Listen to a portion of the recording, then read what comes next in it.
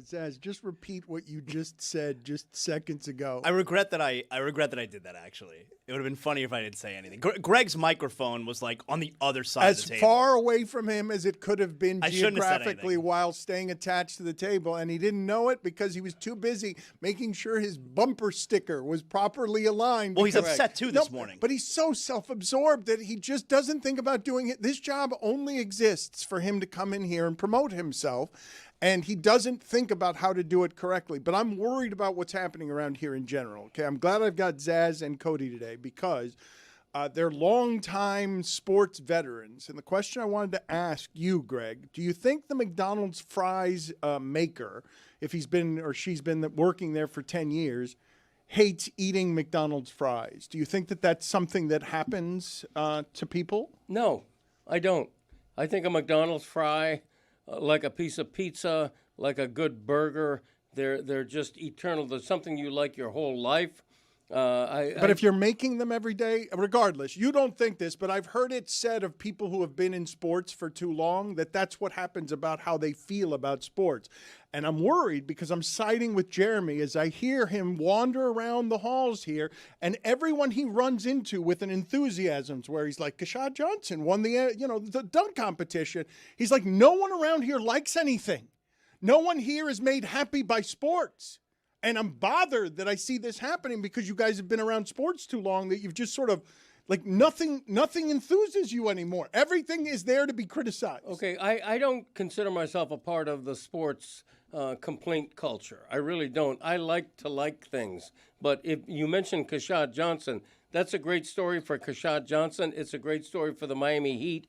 For the NBA, it's a perfect example of what has happened to the dunk contest. Okay, the dunk contest used to be the guys you wanted. The winners have included Julius Erving, Dominique Wilkins, Michael Jordan, Kobe Bryant, and now you have Kashad Johnson, who's 14th on the list in minutes played for the Miami Heat. He's a bit player for the Heat who just won the slam dunk. It's a cute little story, but you have 4 players in the slam dunk contest. 4 players. None of them are household names. None of them are stars. That's bad for the league. But the dunks were good.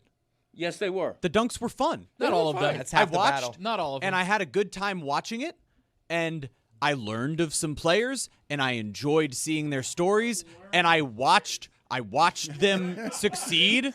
It was fun. All right, put it on the poll. Can't we have fun? I learned. Put it on the poll. Outlined the problem there, pal. Put it on the poll at Le Batard Show. Do you watch the NBA All-Star Game so that All-Star you game? can learn of some players? You know what? I regret having Jeremy as an ally. All right. How about if you're going to have 4 guys in the dunk contest, how about 2 of them are Wembanyama and LeBron? How about that? How about Doesn't even have to jump. Hold on a second. This guy's got ideas. Let's stop right there. LeBron has been a coward and has run away from the dunk contest since 2003, okay? Right. There is no way that the NBA hasn't gone to LeBron and said, hey, you want to join the dunk contest? You want to do the dunk contest? And he said no at every single time. No, there was one time where he said, I'm going to do it next year. And you believe that? Well, clearly Come not. on, you're He a didn't sucker. do it. You're a sucker. I think Greg just fixed it. Thank you.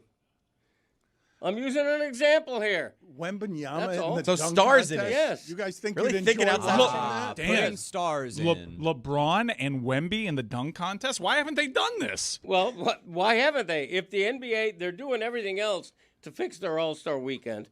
They need to get rid of the three-point contest. They've already stolen the... They need to get rid of it, you said? Save it for the main show. This is good stuff. Basketball is back, Jack. Time for our favorite winter sport. The summertime is over, so let's head down to the court. Time for the tip-off. Give me fast breaks on the attack. Will you shoot a 3 or take it to the rack? Basketball is back, Jack. It's a dream shake down in the post, or a killer cross you love the most. When the offense tries to run and gun, is it man to man or box and one? It's big plays and talking smack. That's how you know that basketball is back, Jack. Let me hear you say basketball, basketball, basketball. Basketball is back, Jack. 360 dunks and pick and rolls. And we're gonna watch it every day till they raise the Larry O. Hard fouls and hook shots. A dagger three and hack a shack. If you say this game's the best, I'll say it's a gag. Basketball is back, Jack. Basketball is back, Jack. Basketball is back.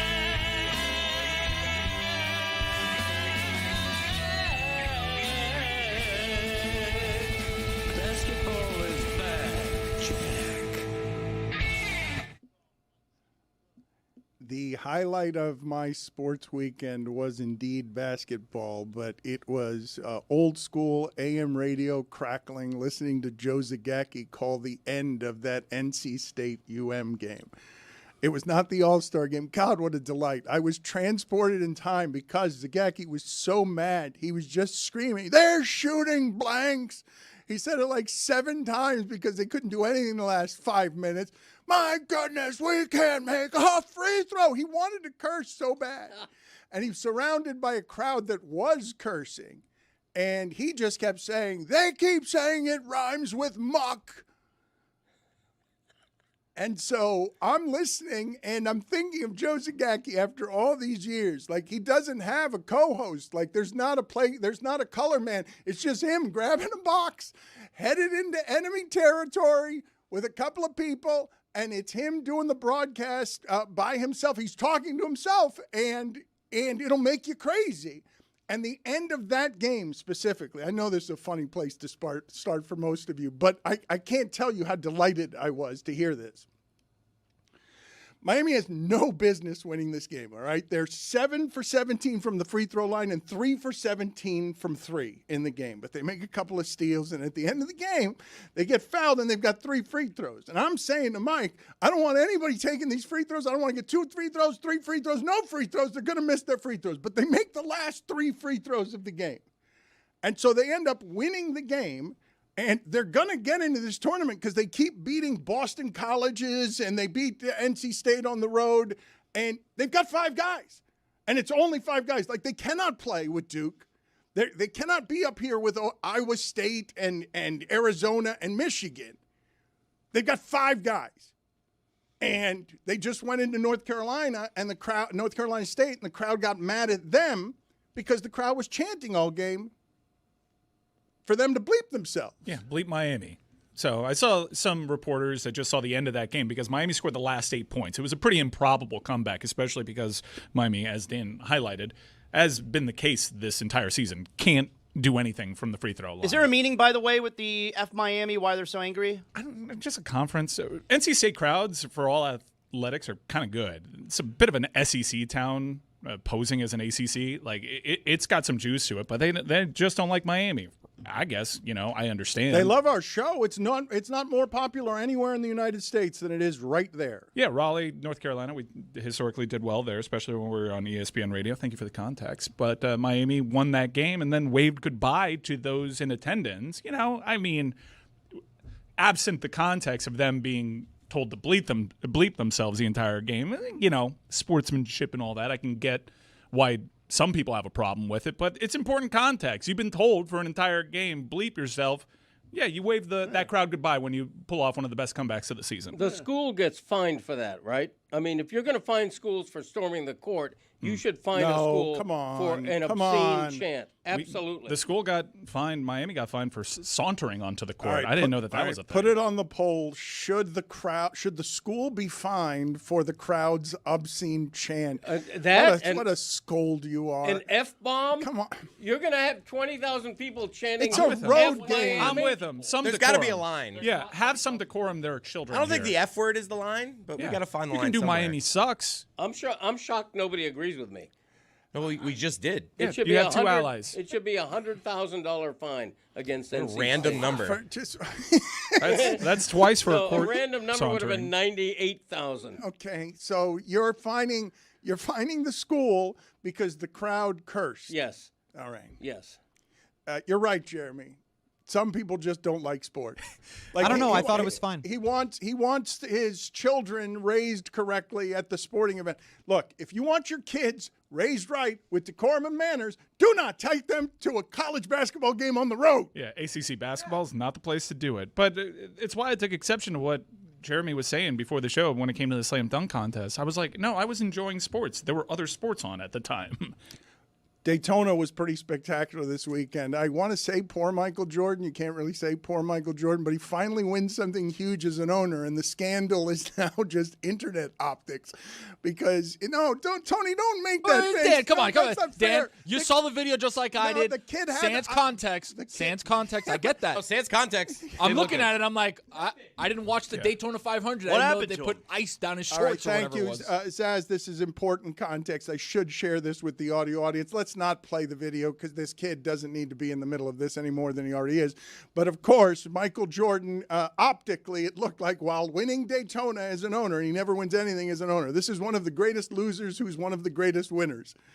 As an owner, he stinks, but he's not necessarily in NASCAR and certainly not after winning at Daytona. But this is his biggest winning moment since he was playing, right? This moment. He's won some fishing tournaments. And today the conversation is about the video of him patting a kid down from behind who had a bunch of ice in his shirt, and he was sort of knocking it down. Looked like playing grab ass. And in this time of, the Epstein files, that's what happened. It didn't look great. The optics were bad online. Agreed. I don't like hearing this. It was a bunch of people that were missing the context of that. And I got to say, I was like, what's going on here? But then you realize a kid's shirt is saturated. And I think MJ and his people were explaining, no, the kid got dumped with a beverage that had a bunch of ice in it. And Michael Jordan, happy 63rd birthday. I'm sure he's loving this story as a guy that's never said anything publicly.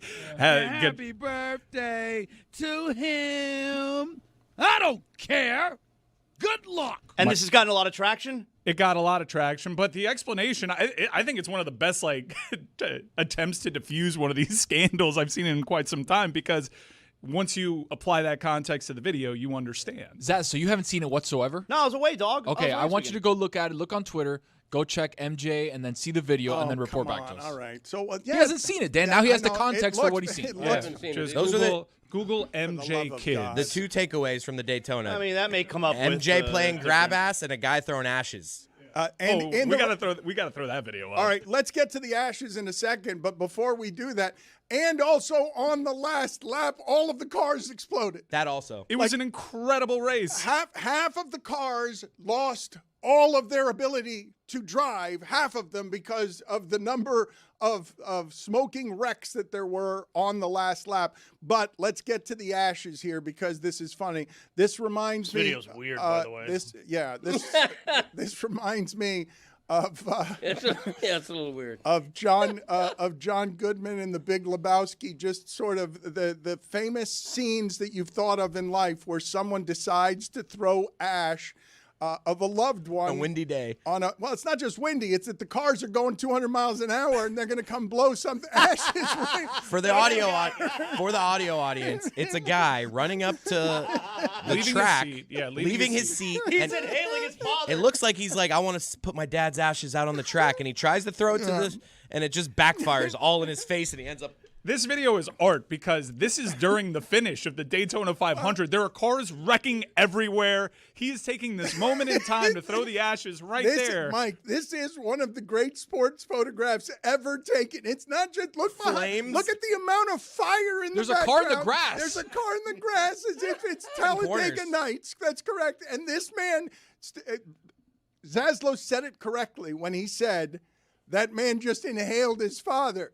This guy is trying to throw a loved one's ashes on the court, and he's expecting physics, gravity, all of it, to carry with the momentum of his arm the flight of the ashes. But what ends up happening is the funniest thing that could happen, which is not merely him getting hit in the face with his father's ashes, presumably, but also stumbling away, sort of coughing and waving at bees in front of his face, because that's not what he expected at all. Whatever memorial he wanted to honor that loved one with ends up with him coughing and tear gas, swatting at his face as if it's being attacked by hornets. Not a single ash actually made it to the track.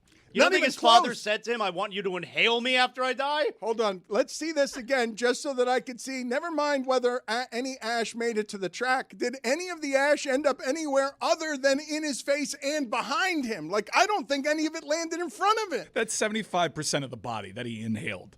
Just straight up ended up either on him or in him. And how do you feel after you've left that circumstance? Can you guys walk me through how you believe? Let's imagine the rest of this scenario. You're not out there by yourself. You've told loved ones, Daddy loved race cars. He loved racing. He's going to forever enjoy that we're going to be able to share his final memory of the things that he loved in life on this track. Now you come back and you haven't thrown any of it on the track, just on an adjacent sort of asphalt. So now you haven't honored your father at all. You've just got ashes all over the track, barred from getting through the cage where the track is housed. How do you think this goes over with the family members and everyone else when he comes back and he's like, I think I screwed that up? Do they soothe him? It's okay. It's how Daddy would have wanted it. It's probably not all the ashes, right? It's probably just a handful. Right? It looked like a lot of ash. You don't throw the whole urn out there. His throat is raspy this morning, and people are like, you coming down with something? And then he has to explain, no, I inhaled my dad. How does this go over like today? Can we try and get that person? Can we Already efforting. Let's go after the Baylor kid who hit 3 grand slams too. I want to talk to in a game, a college baseball game. It didn't have 40 runs. It had 15 runs. His team scored 15 runs. He had 3 grand slams. That doesn't make any sense. It's so cool. That's pretty good. See, crazy. I can't criticize that. That's great. Good for him.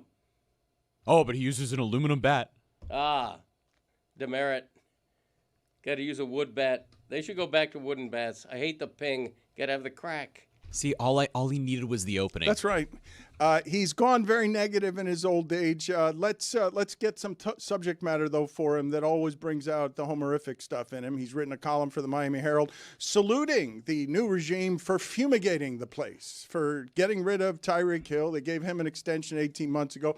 Quiet as it's kept, Bradley Chubb's gone, too. He was the last piece. Remember that? Final piece. They actually gave him giant money as a final piece. All we need is pass rush. This will win us the championship. Right.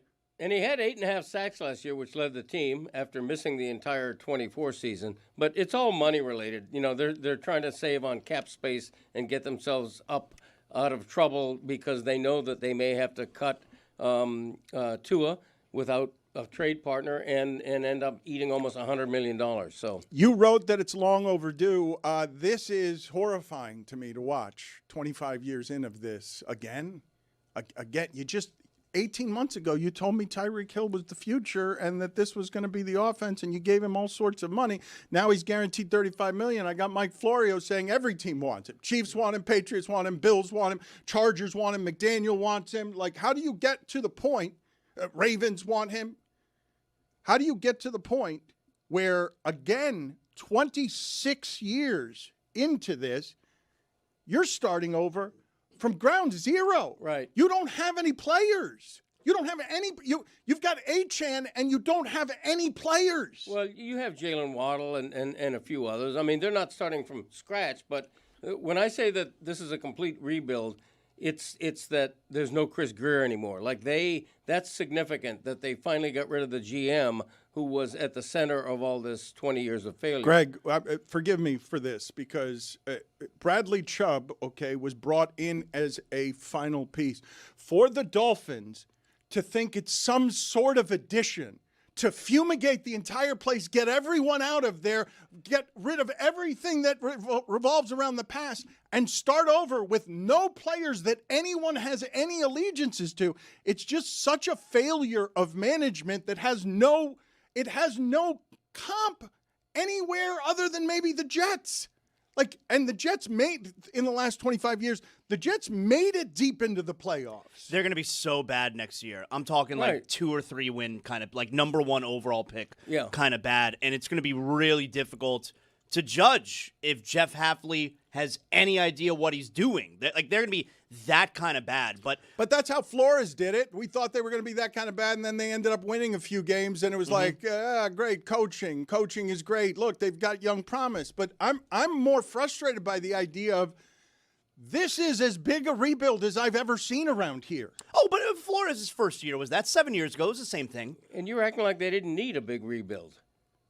I'm not acting like anything other than I can't believe 26 years in with no playoff appearances this century that the answer in 2026 is I'm not complaining that it's so. I can't believe it's so. Seems like you're sitting on the fence, though. Like, if Greer was still around, I feel like we'd be criticizing that, too. Yeah, I want you to be clear. Are you arguing for now's the time for cohesion, or you're just frustrated as a Dolphin supporter that they find themselves yet again here at a rebuild? What I am saying that is startling to say out loud, once you've waived Tyreek Hill and Bradley Chubb, you have announced to the entirety of the league that you're in a position that none of them are in.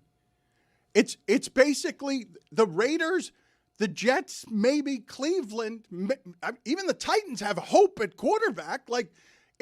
You're in a position as the Miami Dolphins after 25 years of being rewarded for not being good enough, because the teams that aren't good enough get rewarded for that. 25 years of those rewards, and we're starting all over again, all over in a way that doesn't have players on the field that anyone cares about. That situation was not announced yesterday with Tyreek Hill and Chubb leaving. That situation was announced when they fired Greer, when they fired McDaniel, and then when they got to a point where they were in dire straits money-wise. I mean, they just had no choice but to they saved $56 million. I know nobody likes to talk about the salary cap. They saved $56 million Monday against the cap.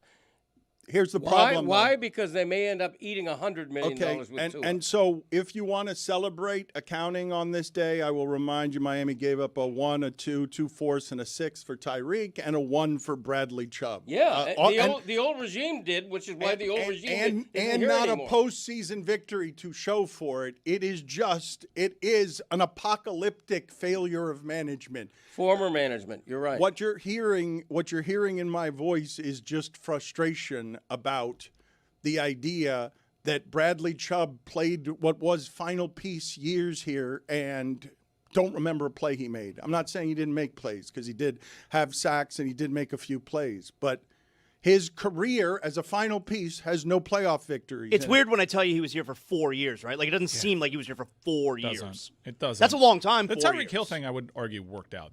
That was a good acquisition. He had 2 great seasons. Yeah, that was a successful acquisition. I think we'll look back on Tyreek Hill's time here and say that he was a major positive overall. Like, you look at the last 2 years on the field. Yeah. No, I mean he's in the gutter off the field. All right, but he was sports washed, at least in part, because the first 2 years he brought a hope that hadn't been seen around here since Marino. I mean, I think he's the 3rd greatest offensive player the Miami Dolphins have ever had. I mean, Marino's obviously number 1. I think Ricky's number 2, and then Tyreek Hill's number 3. If you want to switch Ricky and Tyreek, fine. Wow. But top 3 offensive player of all time, and those first 2 years that he was here are the best 2 years you've had as a Dolphin fan this century. Right. And he was like right at the center of it. Okay, and they still didn't win a playoff game.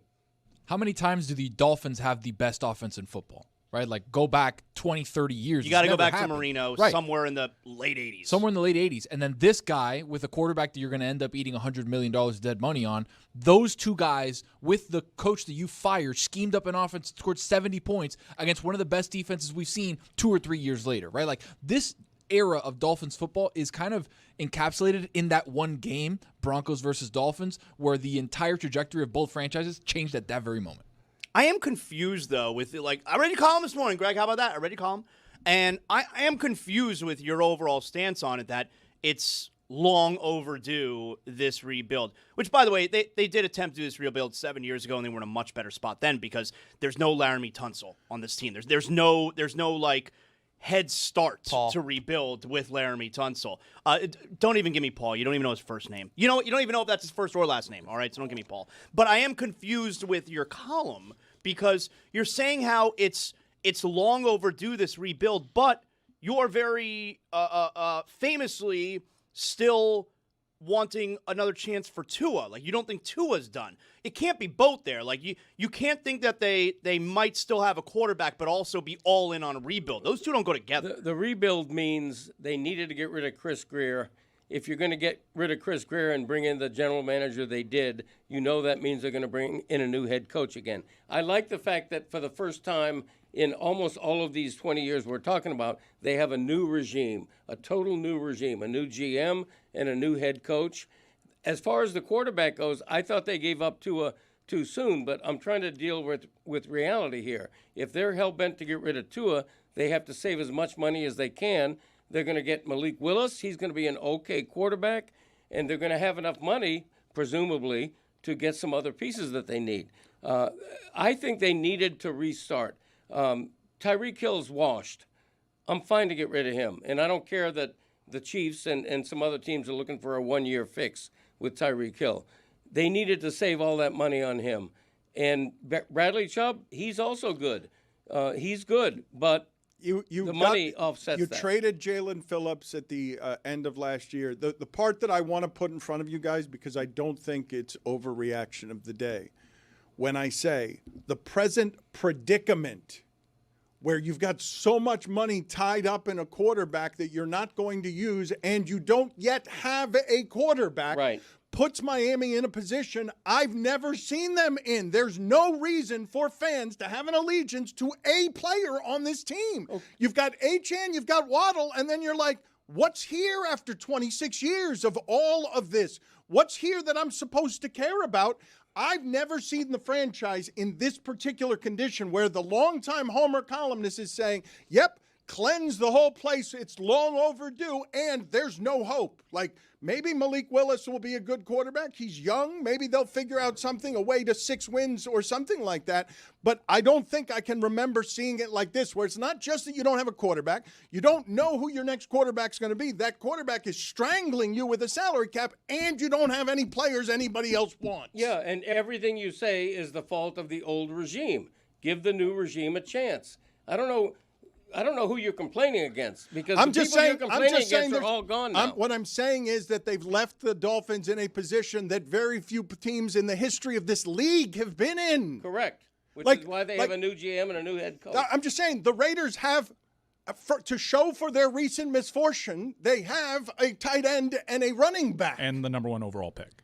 Like, there are reasons to hope there. Like, Cleveland's an eternal mess, but they're worse. You can point to them and say, well, Myles Garrett's fun. They're actually not worse, because Myles Garrett could be their Laramie Tunsil, and they can get a head start on rebuilding. They do have a Pro Bowl quarterback, too. That got to you late, huh? It did. I had to catch up to that one. What happened? What happened? Let's not over-exaggerate by saying the Dolphins have nothing. They have one of the best, fastest running backs in the league. Jalen Waddles is a good wide receiver. They have a Pro Bowl center. Not that anybody pays attention to the offensive line. They do have some pieces to build around. Greg, you got 53 roster spots. Right. There have to be a couple of players on there. I'm saying that look around the league and look around the history of the Dolphins and give me all the times they've been in this position. This particular position, I'm going to say they've never been in it. I think this is the worst. Yeah. I think we all agree. The disagreement is that I think I'm giving the new regime a chance, and I'm saying Monday was a good sign by getting rid of a lot of older players. Well, who's not giving the new regime a chance? $55 million. I think everyone's giving the new regime a chance. Like, who's not giving them a chance? I mean, Dan's acting like they're partly to blame. Look, all you're hearing in my voice is the frustrated analysis of where they find themselves. The people hired to do this are part janitor, part fumigator. This is the job. I'm just frustrated that this is the disrepair that this franchise has been left in after 25 years of rewards because you're not any good. And so you're getting people in the NBA tank to get some of the advantages that the Dolphins have had because they keep stinking and not making the playoffs. You're supposed to get better with you're supposed to have more than what you just said when you've traded, when Waddle's your top 5 pick. Waddle when you're picked the way Waddle is picked in the top 10, Waddle has to be a star. Waddle is at almost the bare minimum of what that pick is giving you in terms of value, because you're paying him plenty and you're getting not a number one receiver. Okay. When you take everything into consideration, including the salary cap situation, do you agree or disagree with them getting rid of Tyreek Hill and Bradley Chubb? I mean, they have to get out from under the mess because they have to save money. So you agree then? So, okay. I'm just looking at I'm looking at what happened yesterday and the inability to get anything in the name of value for anything that represented 18 months ago. The answer. You extended Tyreek Hill 18 months ago. They don't have anything that has value. That's why I keep bringing up Laramie Tunsil. Like, at least that rebuild, you had something of value to get a head start. Like, if they would have put Devon Achane on the block. Yeah, he has value. Okay, but like, what does that mean, value? Like, what would you even get for a running back? I don't know that you would get that much. Okay, but the larger point is that Tyreek Hill and Bradley Chubb had no value. I'm surprised. Well, what they should have done, they should have traded Bradley Chubb at the trade deadline. Like, you cannot convince me that Bradley Chubb had no value, and that you couldn't get anything and for him. Tyreek Hill, after he quit in the locker room and said, I don't want to play with these people anymore. Yeah. Like, and that's not this regime's fault. They weren't here, but like, it's crazy that it ended with just getting rid of these guys. Right. One of them that you extended in Tyreek Hill, and you're getting rid of him for nothing. And Bradley Chubb, who was having a good season, and now you're getting rid of him for nothing. And I'd still like to have Jalen Phillips if I were the Dolphins, but the old regime traded him to Phillips. But at least they got something for him. They get like a second. They got something for him. Not a whole lot, but. My apologies to Zach Sealer for not celebrating more of his work. Workmanlike work at the center of their defense for all of these years. I salute you, sir, as a defensive tackle. I give you my praise on a negative feeling analysis of a team that I can't remember being in this particular position. Bruce Sherman, though, came out of hiding. I threatened to smoke him out many years ago, never succeeded. He's a very wealthy man, and they can hide, except they come out for spring training. They come out, and they look like this, and this is the kind of stuff they do. I actually think that the Marlins are in pretty good hands, but not because they're his hands, because he's finally put it in the hands guy next to him. Of Rays people. Yeah, just give it over to the Rays people. And I love how he's standing literally for the audio audience. Bendix is standing right next to Sherman. Yes, and he's a young man, and he's one of these young men who are running the sport by finding value, like doing what the Dolphins weren't doing, right? Because anybody can go get Tyreek Hill and Bradley Chubb and give them money. Like that's really, it's not. There's not a skill in that, and there is a skill in what it is the Marlins are attempting to build. But Bruce Sherman has been smoked out, and this is what he has to say.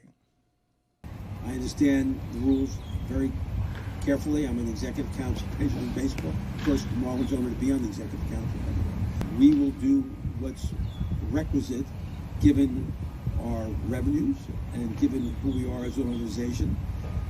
And I'm excited. I'm not in this for a profit at all. We haven't taken a nickel out of this in 8 years. We just keep putting money in. Okay, and I'm happy to do that. And the ownership group is pleased to do that. We want to win. W-I-N, period. Ooh, he backed away from the mic, and Greg Cody gave him the back of the hand. You remember the back of the hand from last week? The ultimate disrespect that Greg Cody gives.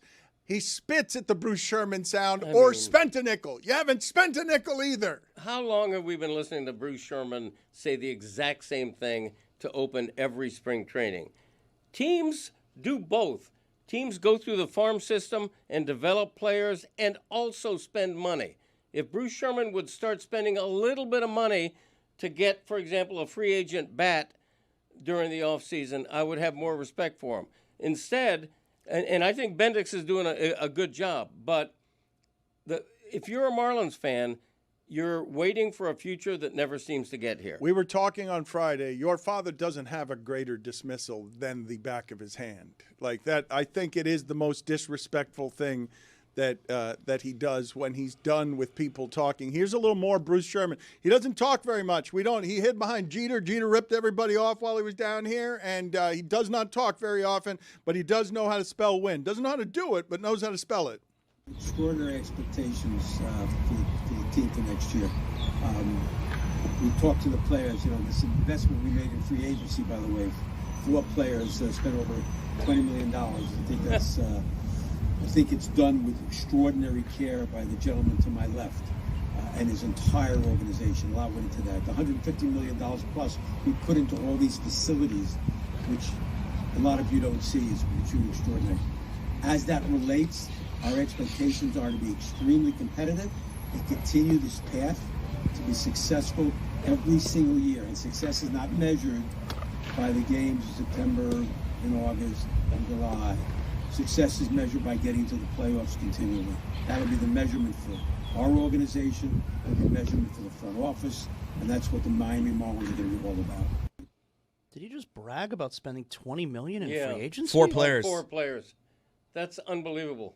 You say that's unbelievable, but the one time they have spent was on Avisal Garcia. Like some of the worst money ever spent by this franchise. Right. They did actually spend it one time, and I think they've got post-traumatic stress disorder. Yeah, they gave him 4 years, $53 million under Jeter and that group because Jeter reportedly, according to Barry Jackson, looked Avi in the eye and said, that's a guy who wants to be here at a breakfast. But look, part of the reason they didn't spend a lot this offseason, there are multiple factors here. One is that they have young position players at every spot, and so spending on random veterans that will block those players from developing after a lot of those guys had success last year would make no sense for your organization. Number 2, going into an offseason where there's likely going to be a lockout or collective bargaining issues, dishing out long-term money, particularly to guys outside of the organization, would make no fiscal sense for pretty much any organization that isn't one of those top 5 or 6 in payroll. So if you look around the league, that didn't happen. Like anywhere. The Tigers giving out 3 years to Framber Valdez was like a huge shock. You know about that project, Wolverine? I've lost Mike Ryan here with Marlins talk because we've lost him since I need to titillate him a little bit. Get me the ashes. Get back again. to UM basketball. I could do that.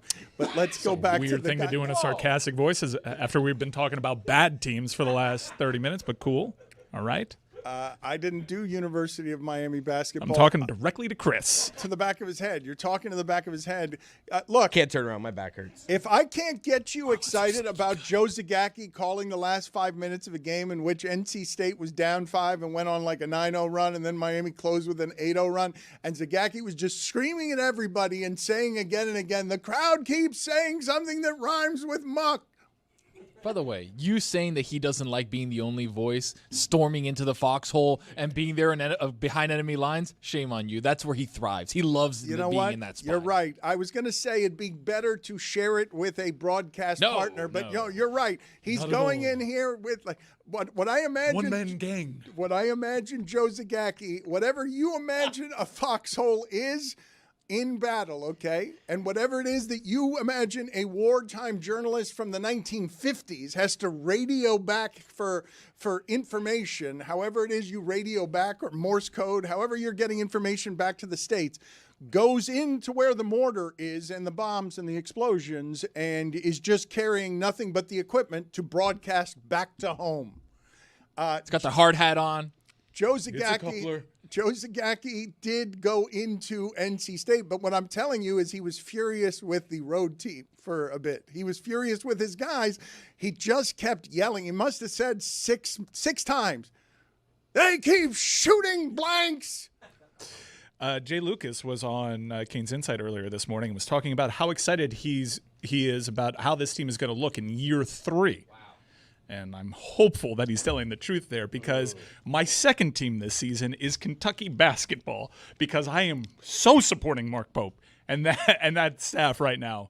I am so worried about losing this head coach because he has been a spectacular hire by Miami. I don't know if you guys Cam Boozer is named Fort Cameron Indoor, correct? That's the reason that his name. So as a freshman, I don't know if you guys watched him. They beat Syracuse by 40 last night. He's unstoppable in the paint, and he passes really well out of the paint. Like, unbelievably good player for a freshman in college. And I just fear, Mike, that any time that they play anything that's the caliber of Duke, that is going to get Renew into foul trouble. And once Renew's into foul trouble, they don't have any kind of chance against anybody. Yeah, I agree. But this is a great year one. I mean, they just beat a team that beat that team, right, in North Carolina. And there were 0 players on this roster. And you're talking about Renew and Henderson. Donaldson can probably be their go-to guy down the stretch. Maybe they get hot. They're going to be a pain in the ass to play. But this is about building right now. And me, as somebody that has watched 2 previous seasons that deflated me after the highs of a Final Four appearance, I am so happy this program is back on track and they play that hard. And I know this guy is a beast on the trail. And if he does stick around, Miami is going to make a Final Four in the next 5 years. That has been boldly stated by Mike Ryan. That needs some sort of official alert. It needs some. That is the prediction around here that can't be proven for 5 years is the least bold of the bold for takes Kentucky. That there can be.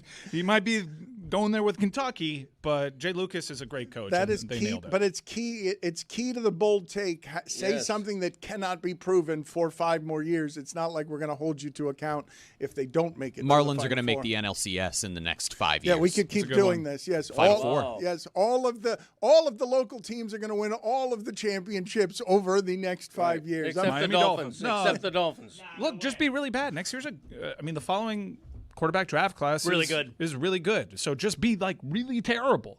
Commit to being bad. They're going to be. All right, we need to get that sound of a producer calling Mike a jackass, a punk, and an assortment of other names next.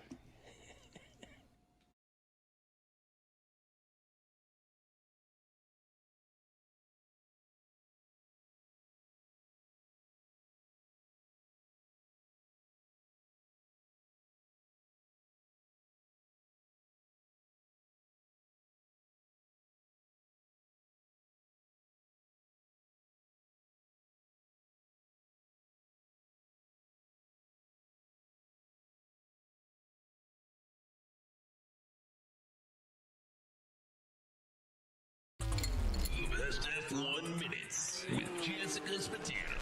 After a blank space on the calendar, Formula One is back in Azerbaijan despite its reputation for tight corners and narrow roads. F1 is putting a sprint race in Baku. On Saturday, Charles Leclerc is fearless in pole position as the sprint begins. But at the start, London boy George Russell delivers some karma to Max Verstappen, making him a move to push him wide. Max is red, but George says, "Don't blame me." Number 22, Yuki Tsunoda clips the wall and loses a tire after just 2 laps. At the restart, Sergio Perez has a lead with 5 laps left. It's time to go. Checo wins the sprint race, but Max and George have bad blood when the race ends. You guys see what I'm doing yet? Will there be vigilante shit on Sunday? This Max, is amazing. You need to calm down because it's lights out and away we go in Baku. Sparks fly, and Verstappen is driving like he's in a getaway car and pulls out into the lead.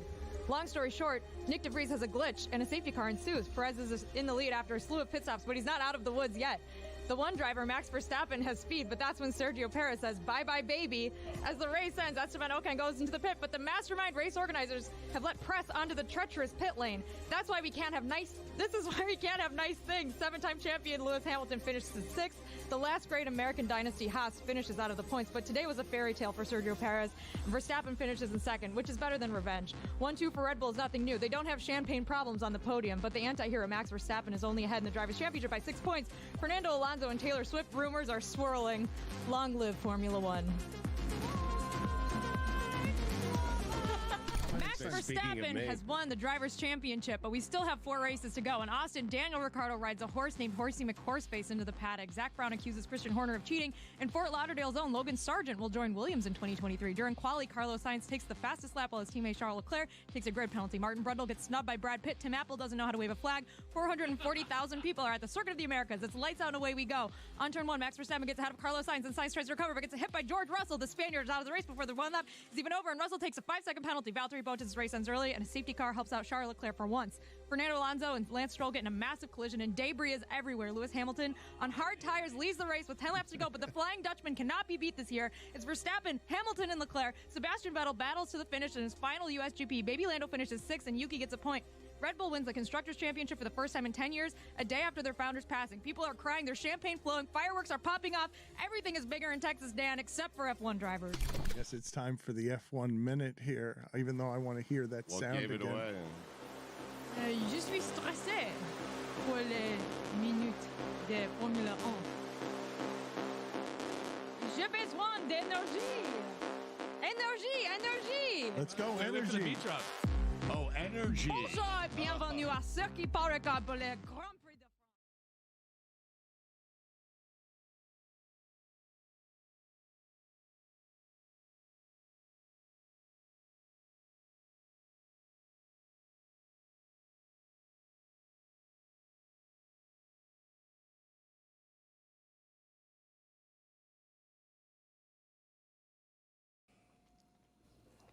This episode of the Dan Le Batard Show is presented by DraftKings. DraftKings, the crown is yours. A number of different things to get to. I do enjoy that everyone says now that the All-Star game is fixed. It seems to be a group consensus. Everyone's applauding, and all it took was the players trying. Yeah, that's trying. Yeah, that's all it took. Thank you, Wemby. Yeah, that's all it took. Oh, they tried a little that bit, guy. and yeah, when they try, it's fun to watch. He's the best.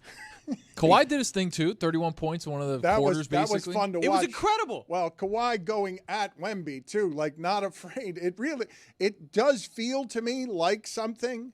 I'm not kidding you guys. Watching Wemby defend feels to me like something out of science fiction.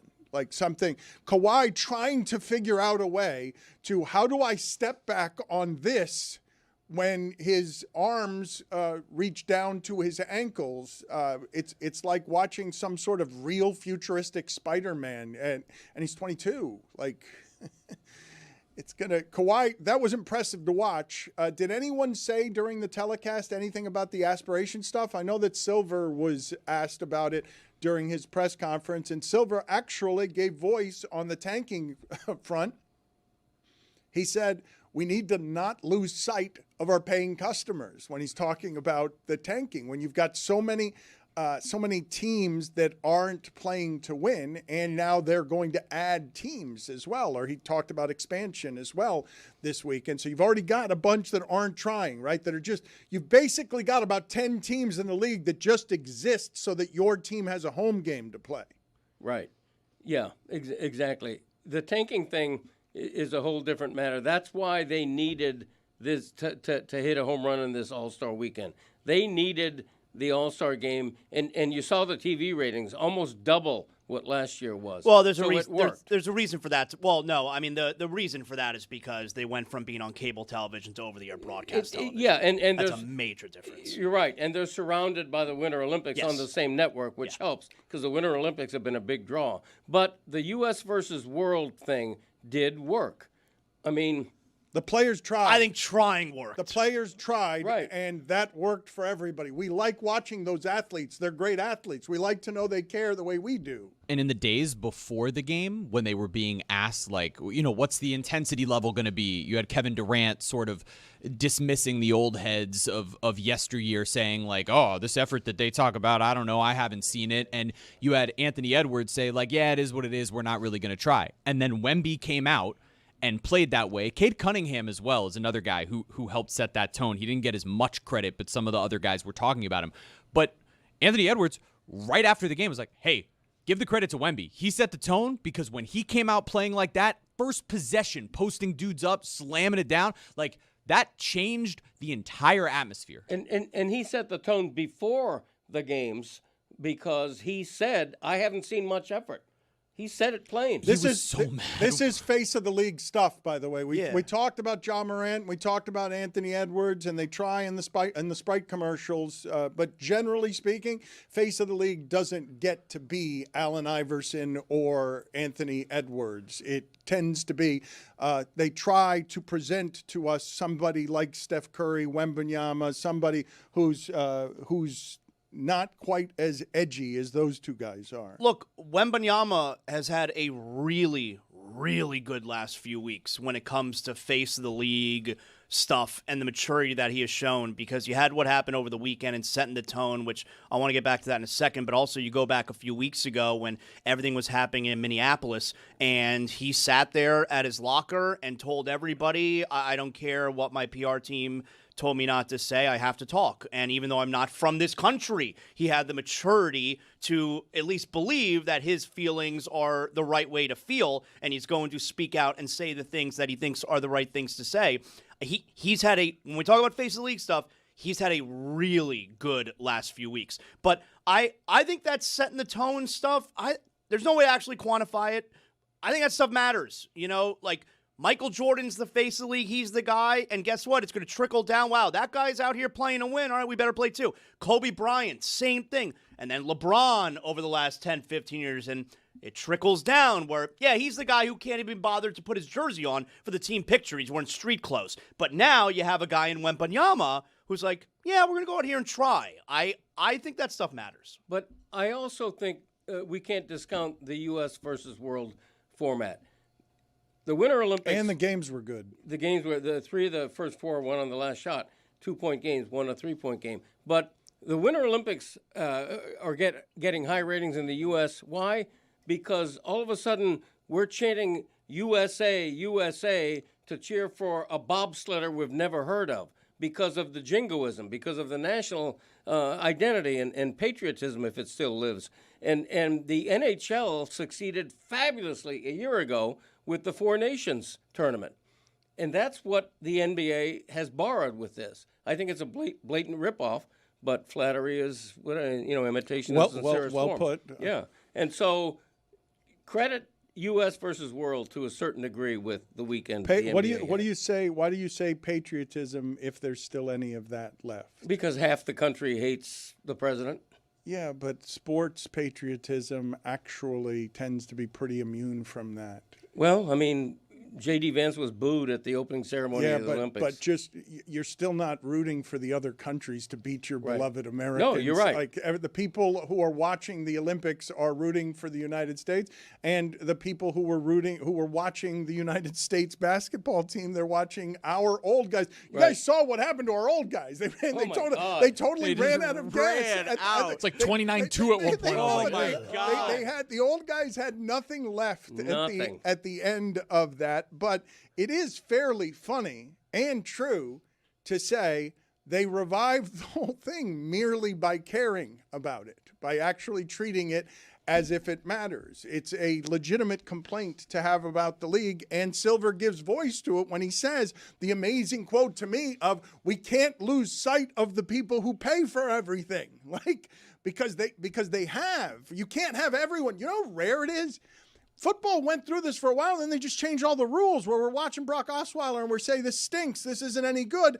And that complaint hasn't been around in a long-ass time. To see basketball get hit with this, slapped in the head with the kind of criticism that only used to go to baseball, it is a tribute to their willingness to change, but Zaslow's still done with Adam Silver. I saw that he was killing him on Twitter. He said on Twitter over the course of this weekend, Adam Silver is lost. The fix is so easy.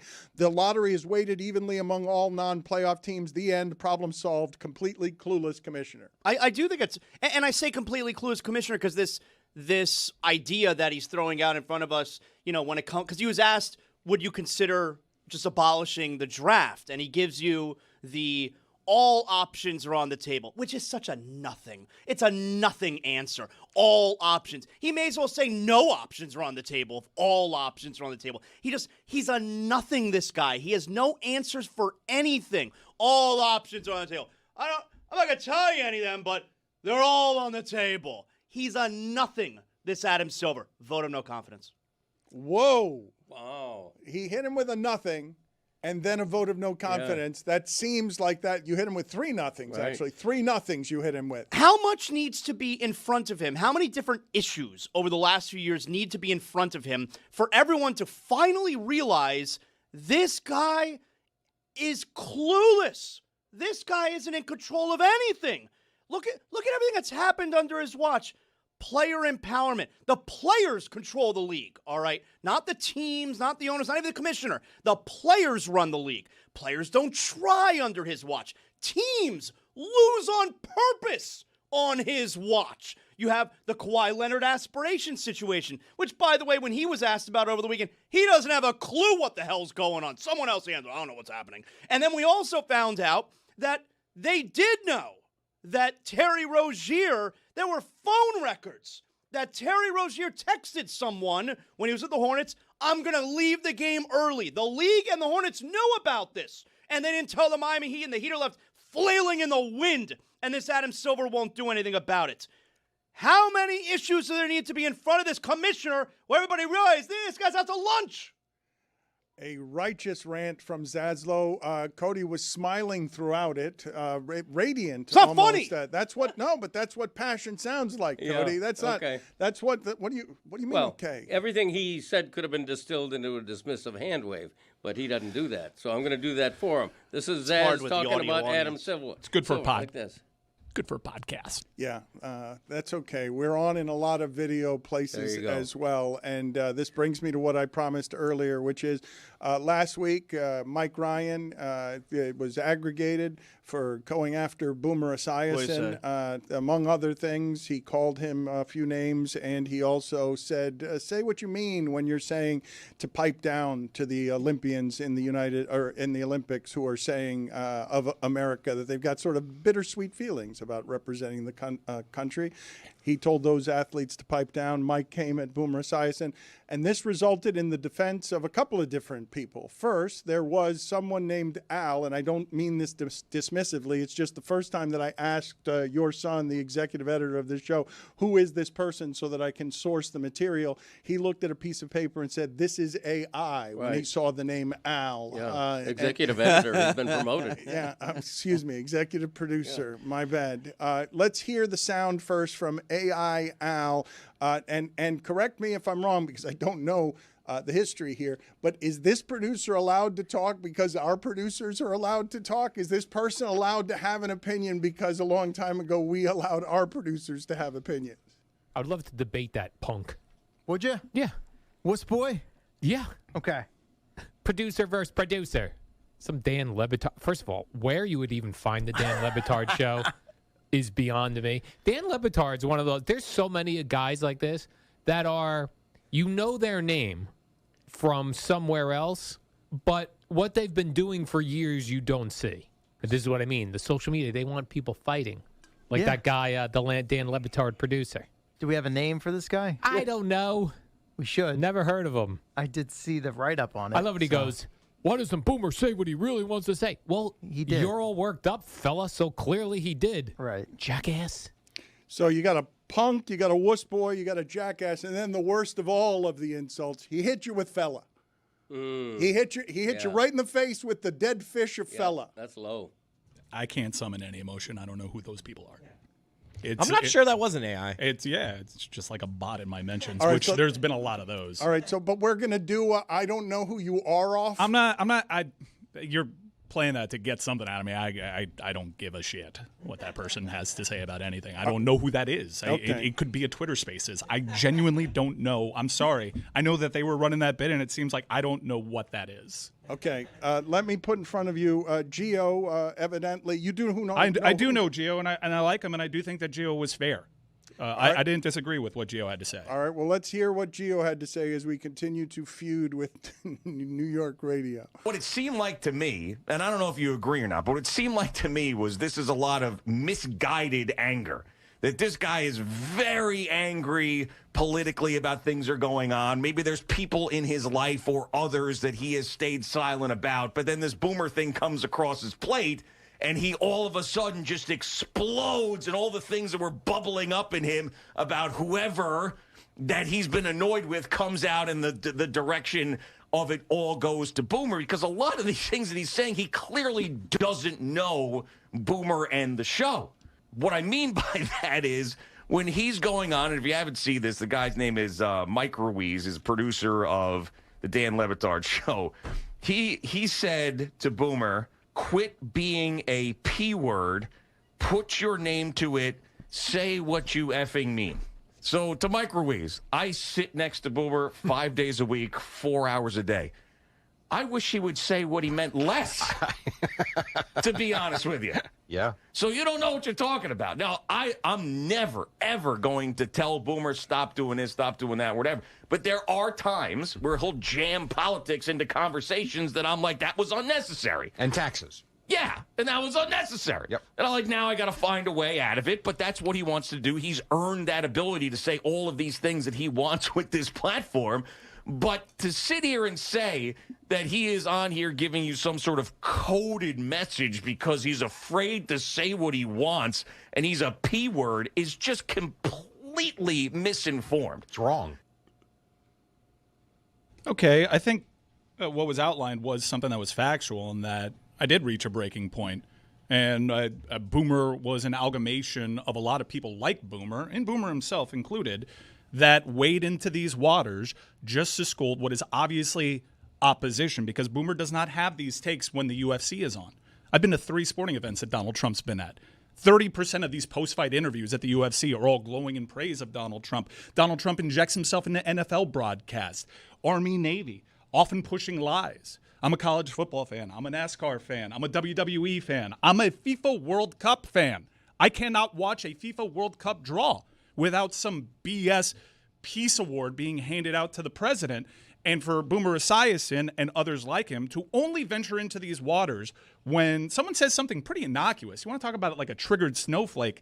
The Olympian was asked a question, and all he said was, I feel conflicted. And yet, that's when you decide to inject politics into the conversation, because that's when you don't want sports and politics. But it's probably to accumulation from him, though, not just that one medal winner saying it. We've seen that forever. I don't doubt not it. forever, for the last few years. Yeah, I don't doubt that Boomer doesn't like it when he has to be confronted with political opinions that don't match with his. They won. That side won. And I don't just mean the election. I mean sports stopped speaking out about these things. There have been plenty over the last 4.5 years, plenty of issues that athletes would have taken a stand in the 2010s that decided, no, we're not going to do that. They have made people like Boomer and other MAGA conservatives feel more comfortable, even though they can go ahead and inject politics into the discussion whenever they feel like it. They just don't like other people's politics. And given the state of the nation right now, where people are being shot, where Americans are being unjustly detained and surveilled, where people with proper paperwork are being deported and put into camps. Some of these interviews with people, like I heard an interview with an Irish national that was being detained there, and how according to this person being detained, some of these guards are assaulting some of these people, these detainees. Some of them don't know where they're going. One day they're just put on a plane and kind of disappeared.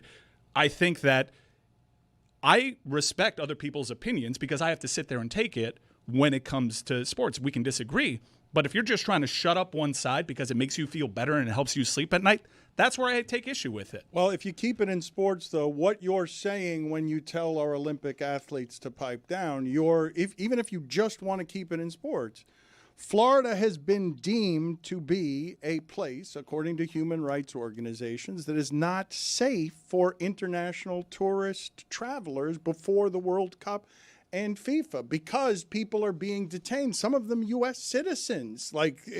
People are being detained and questioned. Some of them are being sent out of the country. So pipe down. The answer has to be no to that. And the person was answering a question.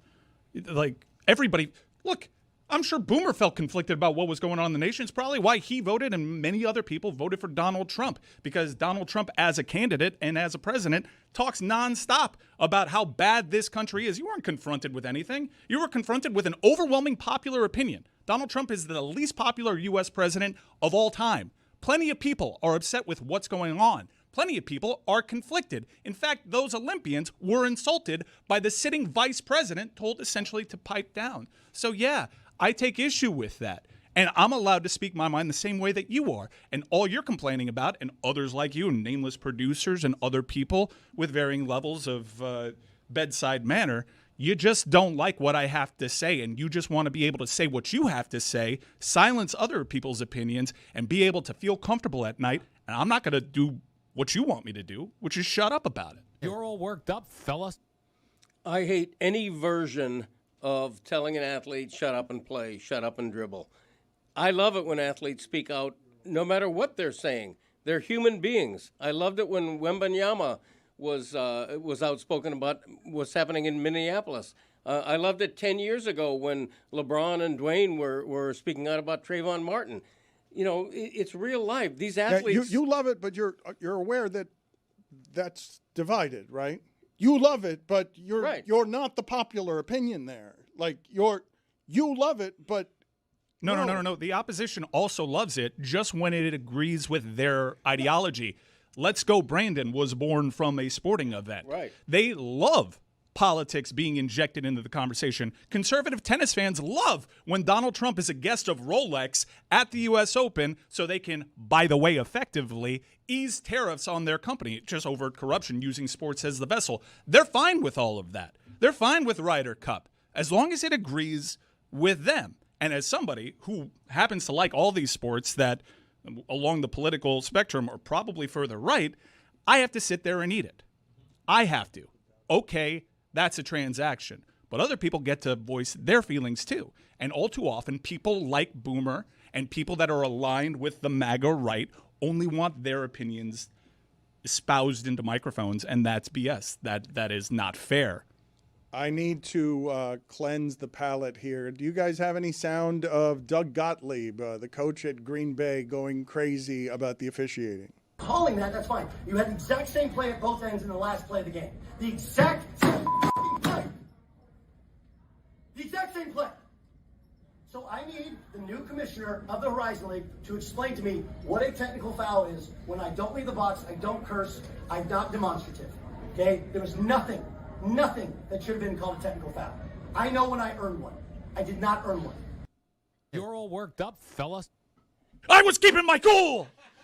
Yeah, can you say you are not demonstrative when you almost break the table? I love him trying to fix the mic. Let's play it again. I was even killed! Let's play it again so that people can just hear. That is as aggressive. I've heard and seen a lot of angry press conference pounding on the table, but the table and the microphones vibrating and shaking from the pounding that it took. Let's see that again. Calling that's fine. You had the exact same play at both ends in the last play of the game. The exact same play. Had to hurt the hand. The exact same play. So I need the new commissioner of the Horizon League to explain to me what a technical foul is when I don't leave the box, I don't curse, I'm not demonstrative. Okay? There was nothing that should have been called a technical foul. I know when I earned one. I did not earn one. What are you laughing about, Chris Cody? He's just like, I don't even know why they thought I was angry. I definitely wasn't angry. I've been doing work on myself. There was some fun college basketball sound over the weekend. Jerome Tang is the coach of Kansas State, and what do you say? I should say former coach of Kansas State. He said this while he was coach of Kansas State, and because he said this, he was fired for cause, which I'm a bit stunned by that you would be fired for cause, even though, of course, I don't think anymore that this is allowed when you're 1-11 in the conference. It may be allowed if you're 11-1 in the conference, but let's listen to Jerome Tang, what he said after Kansas State lost to fall to 1-11 in the conference. This was embarrassing. These dudes do not deserve to wear this uniform. There will be very few of them in it next year. I'm embarrassed for the university. I'm embarrassed for our fans, our student section.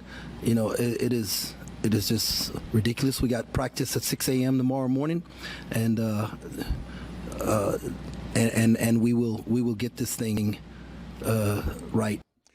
That sounded like a bit of a threat. Practice in the morning sounded like a threat. And your thoughts, Greg Cody, on fired for cause there? Because it's the press conference. The AD said that it's the press conference that got him fired. Gene Taylor, the athletic director. Right. I mean, one of a head coach's big jobs is to decide what motivation means and what it takes to snap his team out of the rut it's in. If he thinks it's that, I sort of support him with that. But dealing with the reality, you know, all of a sudden he's got players who are entering the transfer portal and everything because they're not going to put up. Well, wait a minute. You support that, but they just fired him for cause. He's not even going to get his at $19 million. Well, he'll believe me. He'll go to court on that. He is fighting it. He'll go to court on that.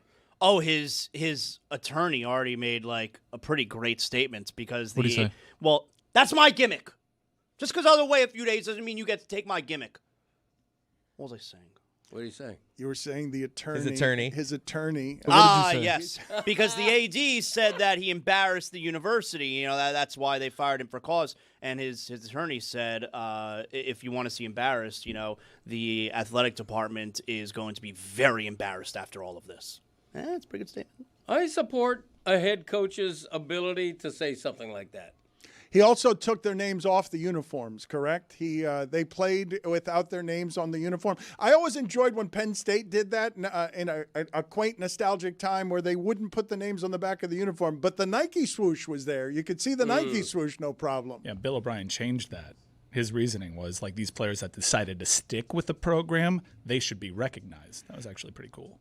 I think he might have saved his job had he done the token thing that coaches always do, which is smack the table down? No, which is to blame themselves as well. Not just to put it on the players, but to say we as coaches got to do better too. Well, no, he got those players, and he blamed all of those players. Those are his players. And Jerome Tang also gave the game away several years ago. He's in the second year of his deal, and he told you what his plan was a long time ago. Get a contract extension and then get fired the second year. Because that's what they do in the NBA. They hire you to fire you, right? So get fired the second year, but then they have to pay the rest of my contract. And then my wife and I, Ray, we're going to fly around and go travel the world and build schools and orphanages. That music is tremendous. I expect a whole bunch of side effects to be given, like on one of those ads for Bizoltine XZ. Well said. When do you think he's going to build that school? I wanted to make sure I didn't actually hit any sponsor by call it Bizoltinex XZ. You've heard though, they come out with a happy ukulele and they don't expect you to notice that they're saying that you're going to get spinal fluid that leaks and that you're going to have perpetual hemorrhaging anytime you think. There's a 93% chance that this drug kills you. That's right. But they say it's so happy. They do say it so. They say it so cheerfully. No, ask your doctor about it. Yes. Hey, doc, this thing says a 93% chance. Am I good? The ukulele sound. Zaslow, how was your trip to Vegas? You haven't given us any stories. Oh, yes. Vegas was great. Dan, you told me that Vegas was a little bit down, all right? Vegas has a lot of hotels that are dying, and the Vegas Strip, many people are saying the economy has harmed the Vegas Strip. Yeah, Vegas, you told me, was a little bit down, but you don't have to worry about that anymore because I made a very nice donation. Over the weekend, Vegas will be keeping the lights on for at least a little bit longer based on your boy this weekend. Come on now. It didn't go well? You just... No, it did not. And, when I keep making that run to the ATM and then I have to tell my wife, it gets a little bit uncomfortable, Really? Luckily, I sent her to the Sphere on Saturday afternoon. Here, I'm buying you a ticket to the Sphere. Go see a show. Did you stay away because of your vertigo? Yeah, you didn't I couldn't go anywhere. go. You couldn't go anywhere near the Sphere. I bought her a ticket to the Sphere to go see the Wizard of Oz. That's been playing there, and I couldn't go with her, so she had to go. And you're like, fine, I'll gamble. Yeah. Well, yeah, I was totally good with it. Those tickets cost you $8,000. That Sphere is expensive. Let me tell you something. But I can't it go. cost you $8,000 because of what you did while she was away. Oh yes, that's true. Yes. The free drinks that you paid $8,000. Yeah, for. but I got free drinks. They kept coming back and forth. I got free drinks. It's okay, So we saw New Kids on the Block. That was great. Really quick, Zaz, I saw the pictures you put up. Not New Kids on the Block. What are you talking about? Oh, a little bit older? A lot older. Well, it's, hey. I looked, I was like, oof. They've been Is he at around the Madame block. Tussauds? Where is he? Hey, that's his friend you're talking Yeah. about. Whichever one Who's it a was. fan of the show. Respect That's to him, right. by the way. Huge fan of the That's show. not What's his name? Wait a minute. That is Have you not- seen him with his shirt off? You can't say respect to him and then No, say respectfully. Madame Tussauds, the wax museum. No, that is not. wait a minute. Madame? No, I didn't say Madame. And said I don't think Madame. it's Tussauds either. It's Madame Tussauds. Excuse me. Either way you slice it, I thought it was a bunch of wax figures with Zaz, and I was like, oh. You can't claim a wax museum. Respectfully. To his friend, though. I don't know which one his Put friend it on is. the poll. Put it on the poll. That's messed up. If you compare a New Kid on the Block to someone in a wax museum, can you do it respectfully? Because I don't think you can do that respectfully. Greg Cody, I have been remiss here in not mentioning that you apparently have some regrets about last week's Love Guru segment. You came in here kind of mopey today. You looked tremendous in an outfit for Valentine's Day that was all hearts, but you came in with some regret. I don't know, Chris, did he tell you any of this? He thought he was a little too bawdy. He thought he went over the line in terms of taste, which I thought was... what the hell does that mean? The magic of the segment. I don't think anybody other than you had that appraisal. Yeah, it was bawdy. I don't even know what that means. What does that mean? Yeah, B-A-W-D-Y. Risque, So why don't you just say risque? Yeah, he said it, not me. Well, Blame him. I was quoting you. Oh, okay. Well, whatever.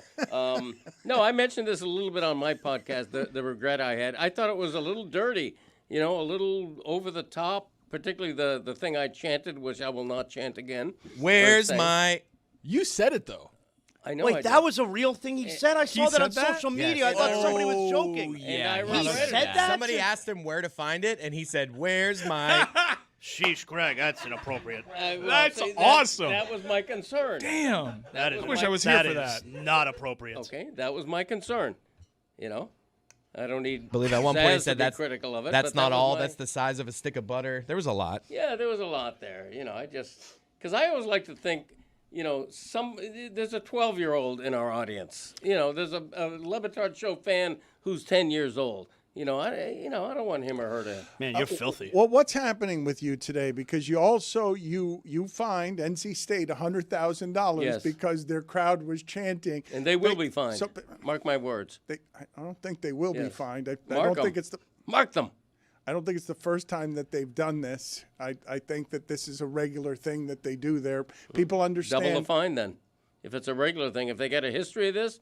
Double the fine. Next time they do it, triple the fine. Didn't you just say a little while ago, I love when everyone speaks freely in sports? Wasn't that just a little while ago? And I'm like, you love it, but not everyone. A lot of people love conservative rules. They like just rules. For people, for all human beings to behave under governance and rules. Dan, when you grow up in school, one of the things you learn about freedom of expression is that there are limits to it. And the old example that was always used is you can't scream fire in a crowded theater. Why? Because you're going to start a stampede and maybe kill somebody. So cursing at an NC State game is your bridge too far. Listen, I'm not gonna play the prude here. I am not being prudish to say that when 20,000 people are chanting the F word, it's bawdy. It's something that's finable. If I'm a conference commissioner, yes, I am telling my teams, their fans better not chant that, because the first time the school's going to get fined, and the second time we find kids. Maybe there's going to be other penalties that more directly affect the team itself. That's my opinion. I don't think you do that. I don't think you. But Greg, guess what the fans are going to do? They hear the rule of don't say it. Guess what they're going to do? They're going to scream it louder. Okay, and then the penalties get. Greg Cody is here on behalf of decorum. Greg Cody is here to tell the college basketball crowd, do not chant the F word. You're fine with sucks. You're fine with mucks, as Joe Zagacki kept saying again and again. But there's one word that for you is a bridge too far from the maker of where's my... Yes. Okay, that's why I regretted that, by the way. Because of the chanting at NC State? No, because I regretted me saying that, because I think there is a line that can be crossed. And yes, I think the F word crosses that line. They're not chanting, Miami's dumb.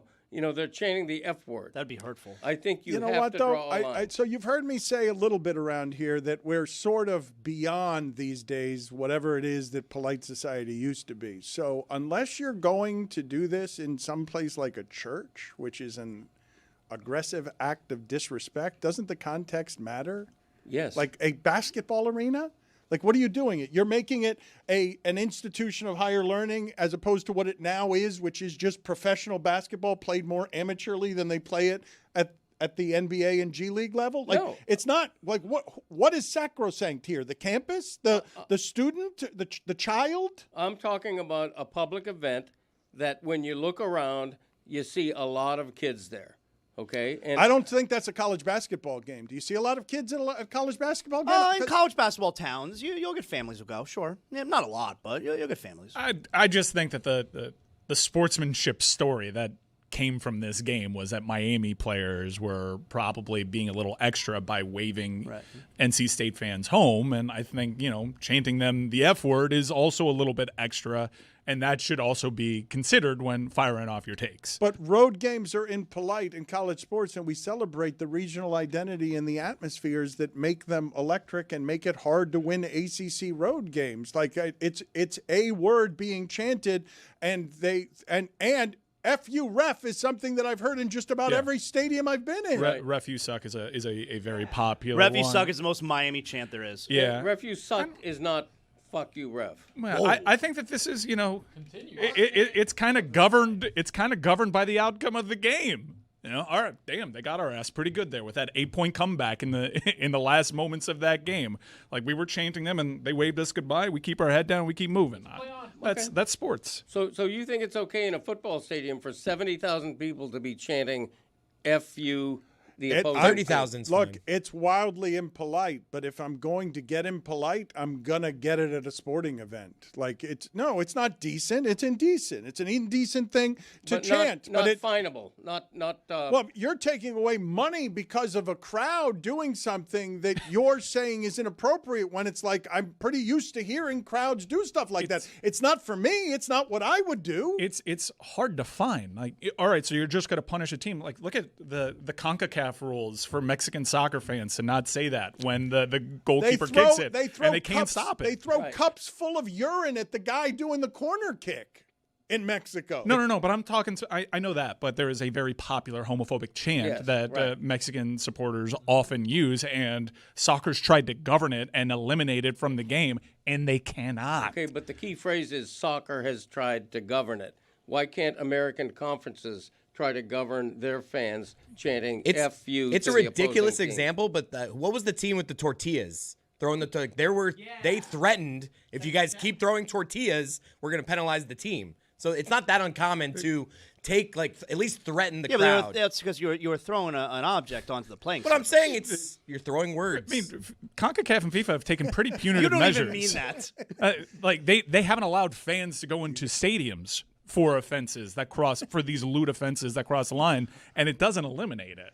What's more offensive, throwing words or throwing tortillas? Did you feel good about they're throwing words? Because you reminded me he was battling of there. The guy throwing ashes on Daytona when you threw those words and they just blew back in your face and you started coughing. It did feel like you felt very good about what you did there with their throwing words. Even your father, who's on this side of the point, is laughing at you and the idea of throwing words. I'm totally fine. I'm astonished to be and fine to be the only person standing up for the idea that universities should be penalized when 20,000 of their fans are chanting F Miami or F and the anybody. Dolphins too, right? Not just universities, any right. sports franchise. Yes. When the guy at Daytona inhaled his dad's ashes and then he walked back to his seat, like, what does his family say? Are they just like, that went well? Your face isn't covered in dust. Your face isn't that gray.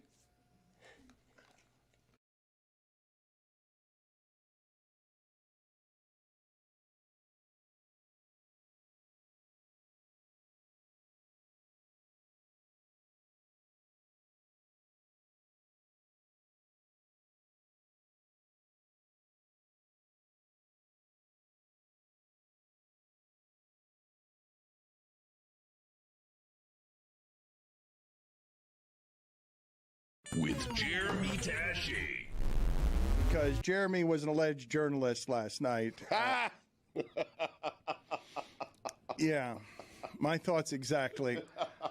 Jeremy, who is an up-and-comer in the broadcasting game and is someone who has now journalistic credentials around, literal credentials around the Heat and the Marlins. Yesterday he was hosting.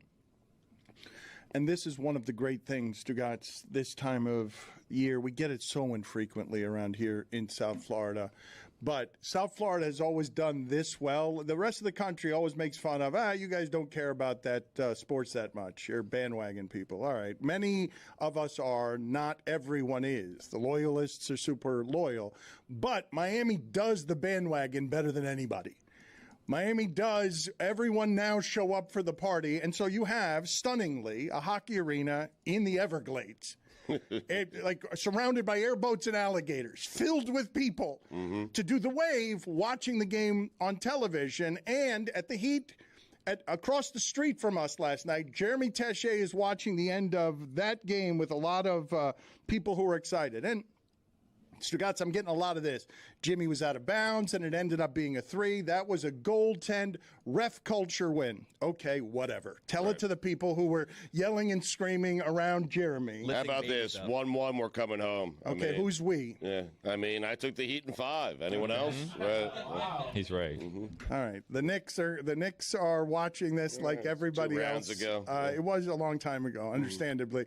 Here's Jeremy Teche not being a journalist while covering, again, an arena filled with people, but no players or athletes were there. You're catching us right now as the Miami Heat have just won Game 2 of the NBA Finals. You can see that this crowd here is hoisting babies into the air. This crowd is ready from the moment this game started, and it has continued here as the Miami Heat have just upset the Denver Nuggets. We got fans going crazy. We're high-fiving. Everybody's ready for an unbelievable night right here in Miami. The Kaseya Center was ready for a great night from the jump, as this energy around the entire lower bowl was electric from the moment this game started until the moment it ended. As we pan out to the rest of the crowd, you can see the entire lower bowl going absolutely crazy to end this game. The Miami Heat have just won it as Jamal Murray's shot has not gone in. I cannot believe what I've witnessed around me. There were moments in the fourth quarter where I couldn't hear myself think. I don't even know if you can hear me on the microphone. What a night at the Kaseya Center as the Miami Heat take their first game, their first win in Denver, and I know that this crowd right here is ready for an unbelievable party Wednesday night, Game 3 here in the Heat's house. Guys, we'll send it back to you in the studio. Oh my gosh, Jeremy Teche doing that on 1 tank of oxygen. Not a single breath taken. He was like one of those free divers that go down for 20 minutes at the bottom of the ocean. It was a record. And if you're listening just by audio and not watching, what you didn't see in that noise is there were 11 actual babies tossed in the air. Just infants. Seems that were reckless. It does, but hey, it's Game 2. Right. Wait till Game 7 of this thing. Right. 11 babies, a fetus. It's not going 7. I said 5. I mean, That's right. You did mention that. Yeah. The energy was actually insane. I don't remember any of that. I feel like I blacked out as that happened. It sounded like I was losing my voice. I wasn't losing my voice. I literally was just unhinged. I don't remember it. It was really amazing. You blacked out. Excellent work by you, blacking out as a impartial observer of games. Well, you can't be impartial if you're holding a microphone that says Heat TV. My job is sales and in that. high-fiving. You're people. emceeing. Yeah. Emceeing is really sales. I'm right? there. Yeah. I'm there to make sure everybody's ready to be at games 3 and 4. I'm there to make sure that everybody is ready to be at the road rally. Bally Sports, the heart of the fan. Put it on the poll, please, Juju, at Le Batard Show. Would the Zeller minutes look the same if you replaced him with a newborn giraffe? Or that newborn baby that was being hoisted into the air. The giraffe would just be more distracting. I feel like we'd have more success. No, Zeller's plenty distracting. Porter He's right Jr. now. would be like, why is there a giraffe on the court? No. Listen to me. Zeller is a strong human being. He is a big human being. And when he starts balling around there. I can't take my eyes off of him. Well, no, nobody can. Nobody can. Jokic, you're hoping to distract Jokic. It's dangerous. It's like having a wrecking ball just move through the court, but it's like on a hinge that's not safe, and it's just swinging through, and you got to be careful because every once in a while they'll put one in with an offensive rebound, but everyone be careful because it might fly into the stands. The Zeller minutes are amazing. Yeah. They're a joy to watch. Oh. Ever since Tony pointed it out, those black shoes, they don't it's help. The hair or lack of hair too. It's kind of disturbing. No, it's also the mask, or just again. I've mentioned that it should be a retainer, a wire that runs outside of his mouth. It's just like all ear to ear that could impale someone. And if not for a Theragun, that could be.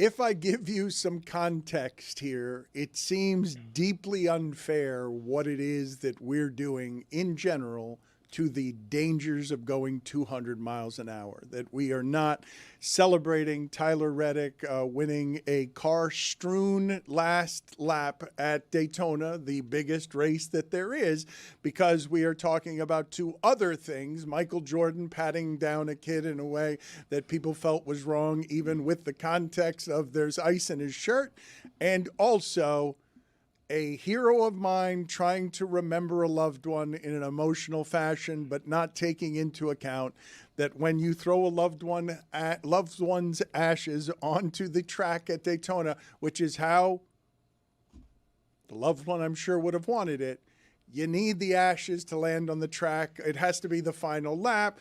It cannot blow back in your face, blow behind you, blow into the popcorn behind you. You cannot leave the premises coughing and wheezing. I'm maintaining that what happened here in real life is funnier than any of the examples that I can give you from the movies that use this as a device. The most famous one I'm remembering is The Big Lebowski. That's the first time I saw this. The idea of taking ashes, someone's loved ones. John Goodman's character is crazy. He's so bad. Yeah, he's terrible, and you dislike him a great deal at this point in the movie. And he's a know-it-all, and he arrogantly throws the ashes into the wind, and then, of course, they flood the dude's facial hair, and everyone's covered in gray. But Meet the Parents did this famously. Yes. Meet the. There are a number of movies that have done Greg. Can you milk this. That's it. That's the scene at the dinner table where the ashes end up. Mama. Falling, but those fall on the floor. They're not blowing into somebody's But the cat takes a leak on him too. face. Yeah, but okay. How about Jinxie. How about if I give you? Thank you. We found a real area of expertise. How about the movie Due Date? Does the movie Due Date do anything for you guys? Because I'm still, largely no. But I'm still saying that what just happened yesterday in reality is funnier than these fictions that are being drawn up by very creative people. Grown Up and 2.5 Men have famous scenes of this as well. But I'm going to go ahead and maintain that there's nothing funnier than I remember this from Grown Ups.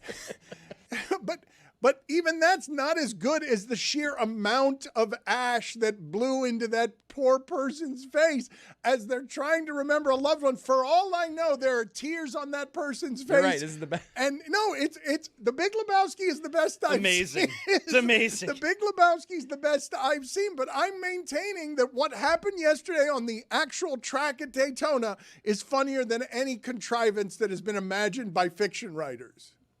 I'm sure whoever wanted their ashes thrown like that are so happy that that epic moment happened. Look at that finish at Daytona. It was crazy. And then, the ashes could have gone a little bit better, but it was very windy. As we know from that top 5 a couple of weeks ago, everyone's favorite show here is Schitt's Creek. And in Schitt's Creek, they accidentally end up drinking coffee that was made out of the ashes of someone's great aunt. Tasty. Again, nothing as what happened in real life. Nothing is funny. Well, maybe the Big Lebowski might be funnier than that. Obama said there were aliens. He took it back though. He tried to walk it back. Two people got to him. That's why, Dan. Who got to him? He walked it back. Now, he was talking about Wemby. He did walk it back. He said that there were aliens. He said it matter-of-factly, and then he said he had no knowledge. He just assumes it. Oh, why is that? Why is that? In the age of disclosure, they can't trust the presidents with this information. They can't. People are surprised to find out how much human ashes weigh. Cremains, they call them. How much do they weigh? Guess how much? Like a whole body? Like 6 to 8 pounds. I could see that. Depends how large the person is, correct? No, but the average is like 6. 4 to 8 pounds is the scale. But that surprised me the first time I learned that. Well, the video that we just showed, it feels to me like all 6 pounds. Like that was not a partial sampling. That was all of Dad, all of Grandpa, whoever the loved one was. I don't think we've identified it. We just keep making it inhaling Dad for some reason. Yeah. I don't know. Who that had to be his dad. I don't know. It looked like a dad. I don't know who the loved one was. Like a dad. Has his eyes. Okay. I'm sorry, okay. Dad. No, but see. Staggering away, coughing while waving your hand in your face because it's too smoky for you to see because Dad's remains are on your tear-strewn face. Dad would have loved that push from Reddick on that final turn, too. It was crazy. It was a great finish. That's how every Daytona 500 should end, with just one car getting past the finish line, half the cars, looking forward, and everyone else backwards and spinning out. Half the cars were either on fire or spinning. It's an awesome race. Instead, we're talking about Ashes and the game's greatest athlete allegedly feeling up a kid. Ashes and asses. Let's go ahead and move to Chris Cody's contention here that I don't believe. I think he's overselling something he must be. Chris Cody has alleged that there is now a rival to what we believe to be some of the most ridiculous sound ever played on this show. Matter of factly, Stephen A. Smith, a long time ago, before he was this distortion of ego that is Stephen A. Smith, long time ago, Stephen A. Smith said matter-of-factly something that you should know, which is that if he was a lawyer, even though he's not a lawyer or didn't even have to be a lawyer, if he was simply on the O.J. Simpson trial, O.J. Simpson, I guess, would have been guilty, right? So, if he was a prosecutor. Okay, so yes, that he would. He'd have won that trial. All right, so he's often said that. So this is some of the most ridiculous sound. Now, are we going to play that sound or we're going to play? Let's play that sound first. I have profound respect for the late Johnny Cochran. God rest his soul. But if it might be the cockiest thing that I've ever said. Christopher Darden and Marsha Clark did an absolutely horrendous job as prosecutors. Because if it were me, there's no way in hell Johnny Cochran would have beaten me with that evidence that they had. I'm telling you right now, I'm not even a lawyer. There is no way that you would have put 12 jurors in front of me with that evidence, and I would have lost to even to Johnny Cochran. I'd have won that trial. I've often said that. Wow. How often do you think he said it? He's often said it. He's like LeBron. I think that I believe him. You give him 12 jurors of our peers, and you put Stephen A. up there with that evidence that they had. I think he's right. So he makes this contention, and we claim that it is some of the cockiest and most ridiculous sound that he or any of people who speak have spoken. But here is Chris Cody to tell you that this sound rivals it. Make no mistake about it, we wouldn't have a border crisis under my watch. Hell no. We wouldn't have this crime that exists in the streets of New York. You wouldn't hear about me saying defund the police. We ain't defunding any police. I'm calling 911 when there's a problem. I know you're calling 911 when there's a problem. I'll be damned if I'm going to have less police officers out there. There's going to be more. That's me. That first line. There wouldn't be a border crisis if he were in charge. Because it's easy to fix. This guy sucks, man. Oh. He sucks. Whoa. No, he sucks. Whoa. Like, what are we doing? This guy knows less about the political landscape than he knows about baseball. Do you know how hard that is for Stephen A. Smith? The guy who thought Juan Soto always hits behind Aaron Judge. Guy. How about getting informed on what you're supposed to be informed about before saying, like, oh, there's going to be more police? He also said that racism, just not a problem here. You know, racism. In the place where they needed to create another halftime show because they dared to put a Hispanic guy in the halftime show. What are we doing? He definitely knows more about politics than baseball. Yeah, I think you're wrong, Jeremy. Sell him short. Yeah. The attacking him on the grounds that he doesn't know baseball when he's it's a weird saying, one. when he's saying self-proclaimed Yankee fan, Stephen A. Smith. When he's saying that there would be no border crisis if he were in charge, for you to say, and you don't know baseball. Yeah. I felt like it was actually a pretty good one. It's a strange place to attack him. He knows less about that than even baseball because he knows nothing about baseball. I thought it was a pretty good equivalency. We wouldn't have a border crisis under my watch.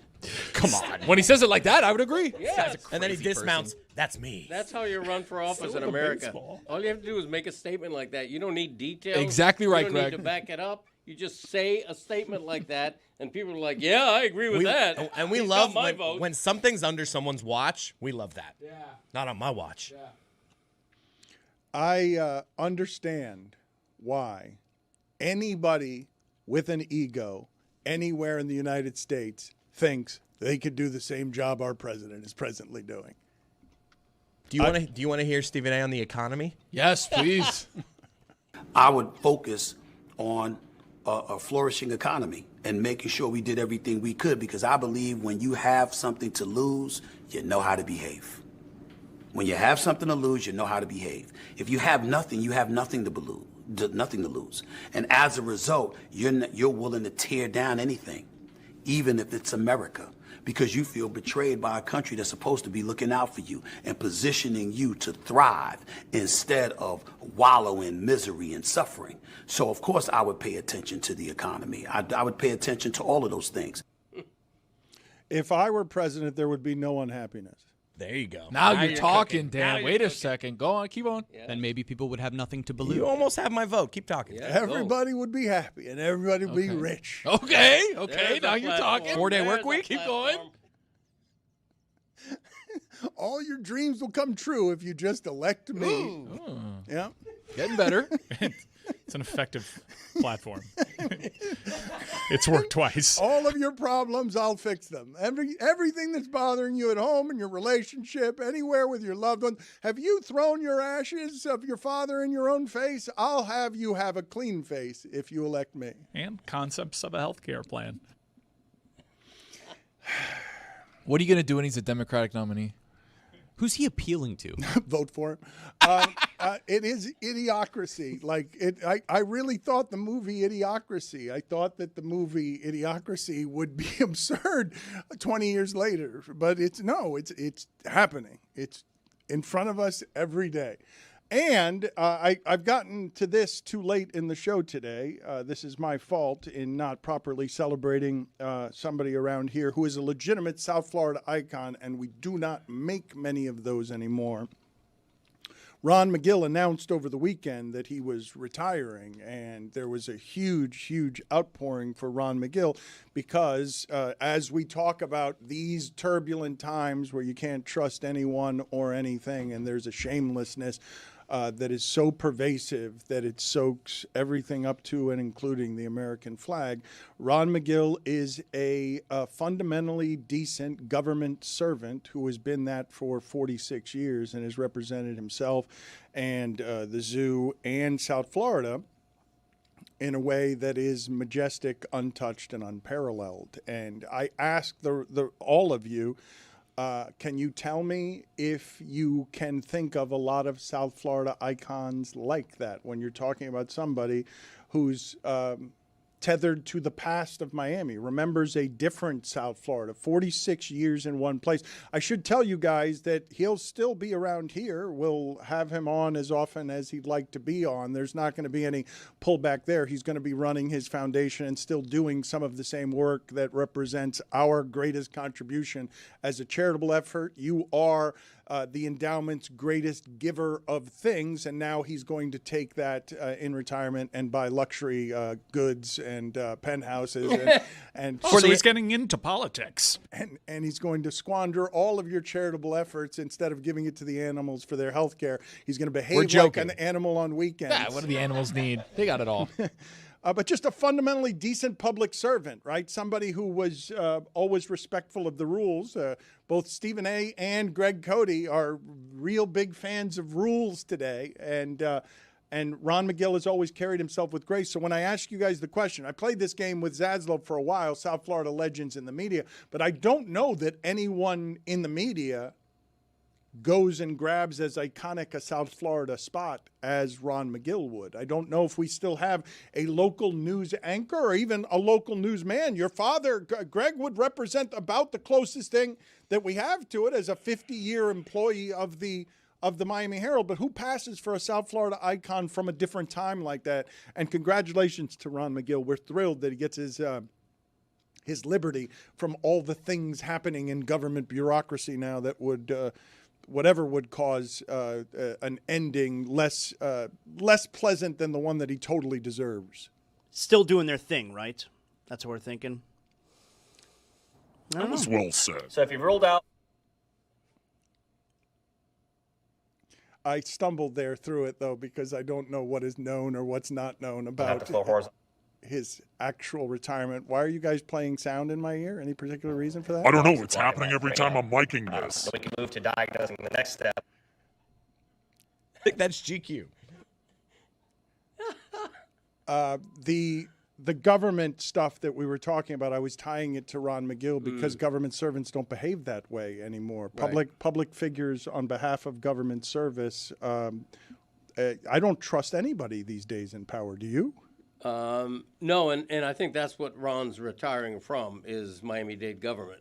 I think he's still going to be out front in the public eye, doing all kind of stuff on behalf of his foundation, his enterprise on behalf of animals, and I still think he's going to be up front and out front and all around. So that'll be great. You're questioning his retirement. Out front, all around. Yeah. I know he's retiring from Miami-Dade government and the bureaucracy of it. That's what he's retiring. Just quoting Dan. That's what he's retiring from. Yeah, he said it better though. Who did say it better? Because I thought we both said it pretty poorly, but no one as poorly as Mike is my inner monologue. I said it quicker. That wasn't his fault. So I win. I said it quicker. Poorly, but quicker. You have profited off of the final pieces of Ron Magill's career at the zoo. You have a couple of books that have been written in his name. I would think that you would eulogize him a little bit better than you just did. Well, you never gave me the opportunity to. I think the world of Ron Magill. I'm not getting rich off The Pride of a Lion and the upcoming Sex and the Animals. Trust me on that. But it's been a labor of love. I've enjoyed. What a weird thing to say during a eulogy. I trust him on that. I mean, must have fallen well below expectations. What a strange. There was a little oomph behind that. So I ask you to eulogize the career of Ron Magill. Thought he would have made me more money. I'm gonna buy a couple. I was thinking the first thing you say is that I didn't give you the chance, and then when I give you the chance, you'd say that the books you did with him didn't make as much money as you would have liked. Do you mention it because it was Ron's fault? First of all, you claimed I got rich on Ron Magill or something like that. I said you made money off of the end of his career with a couple of different books. Did you not? I was very proud of The Pride of a Lion. But did you or did you not make money off the last part of his zoo career? Yeah, just like I'm going to make money if my horse wins Thursday at Gulfstream Park, but it's not going to be enough worth bragging about. That's all I'm saying. It's a small publisher. It takes a lot for him to brag. You think I'm getting rich off The Pride of a Lion? Go further back. You get rich. I've given you the opportunity to eulogize Ron Magill's career in the appropriate He's not dead yet. fashion. Why would I eulogize him? What Dan does. He's retiring. He's retiring from Miami-Dade Act like he's government. dead. He's not retiring from our lives. Trust me on that one. Give him a trilogy while he's still alive. It's the best time to do it because the dead can't hear you. Right. I understand that. Thank you for reminding me, though. I think the world of Ron Magill. He's unblemished. He's a sincere man, a wonderful man, a good friend. I have zero bad to say about Ron Magill. He's spent a half a century under a lot of intensity in South Florida, and he has never made a misstep that I'm aware of. Go on. That's it. That's all that Tony, needs to what are be you said. shaking your head about? Are you shaking your head about how poor? I'm not going to vote for Greg later on because he's in this word salad, true intensity. I'm not running. He just emotion. Your father can be emotional late in life about the silliest things, but if you ask your father to give you emotion, that's what you get right there. A big turd sandwich. I don't think it qualified as a turd sandwich. I think that's being a little harsh. A little bit harsh. He's mad. Well, it's like absurd. Okay? I think the world of Ron Magill.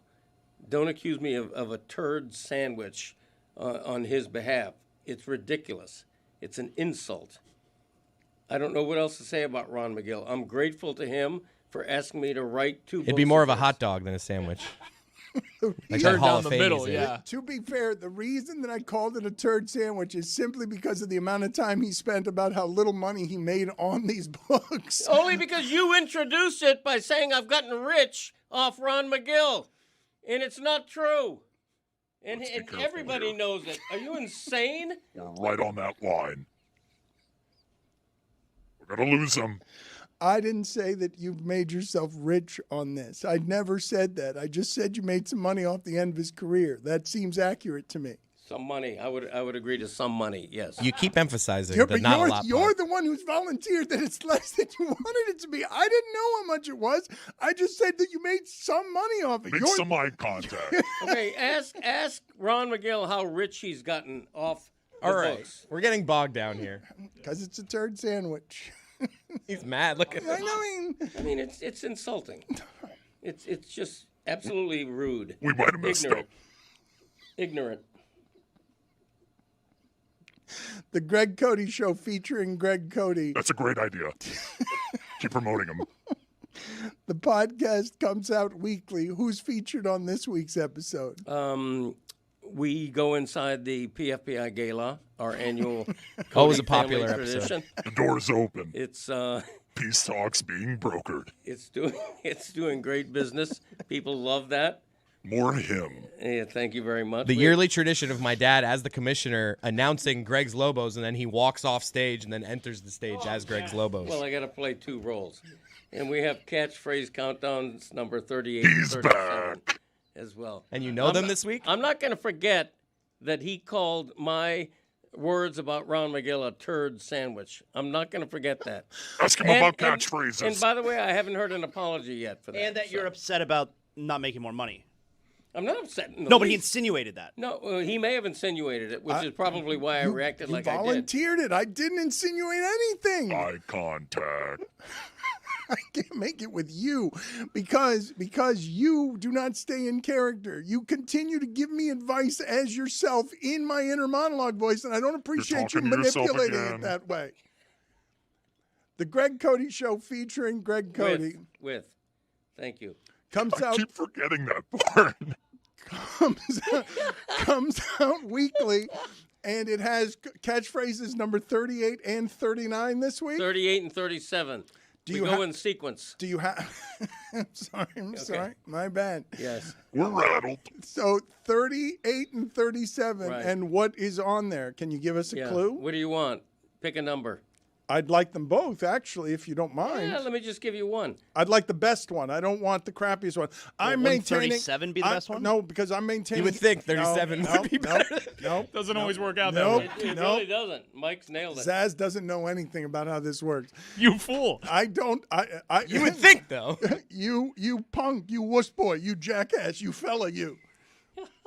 Christopher, what do you think is the best one? 38 Hold or on. 37? Hold on a second. For those of you who do not know this backstory, Greg Cody Show featuring Greg Cody's a very popular podcast that Greg Cody's done for a long time. He is recounting his top 50 catchphrases every week, 2 at a time, for 25 weeks. He started at number 50. You would think that 37 would be better than 50. No. There's no proof of that, no guarantee of that. I'm maintaining he doesn't have 50 catchphrases. I'm maintaining he's got 25, but he had to get to 50. And so 25 to 50, a real hodgepodge, an adventure. It's Mr. Toad's Wild Ride. Wow. It's nuts. Yeah, name one that I've done so far. Hip reference. Greg Cody's number 37 So is... it's a hodgepodge, but you can't name one that I've done. Quick, Oh, where's say my Trusky. click?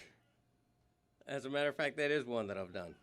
That was number 49. Oh, you have all of them. Wow. You want to run through some of the Yes, 40s? let's run through. Let's run through. Now we can do 50 through 40. In fact, get him the fanfare right now. Number 50. I am fuller than Vern Fuller. 49. Where's my click? 48. Hey, Butterfinger. 47. Punt. 46. Scranton. 45. I'm busier than a one-armed paper hanger. I have heard that one for a long time. 44. Georgia. 43. I'm the kind of guy that 42. ball in the jack. 41. Hey, with the monkeys, baby. 40. Thank you, Billy. Too soon. 39. I love him like a pet. 38. All right, you want 38 or 37? 37. 37. You Give want me- 37? Yeah, give me 37. Sure. We're rolling now, huh? 38. Give me 38. Nah, let's not do that. Got to keep one more.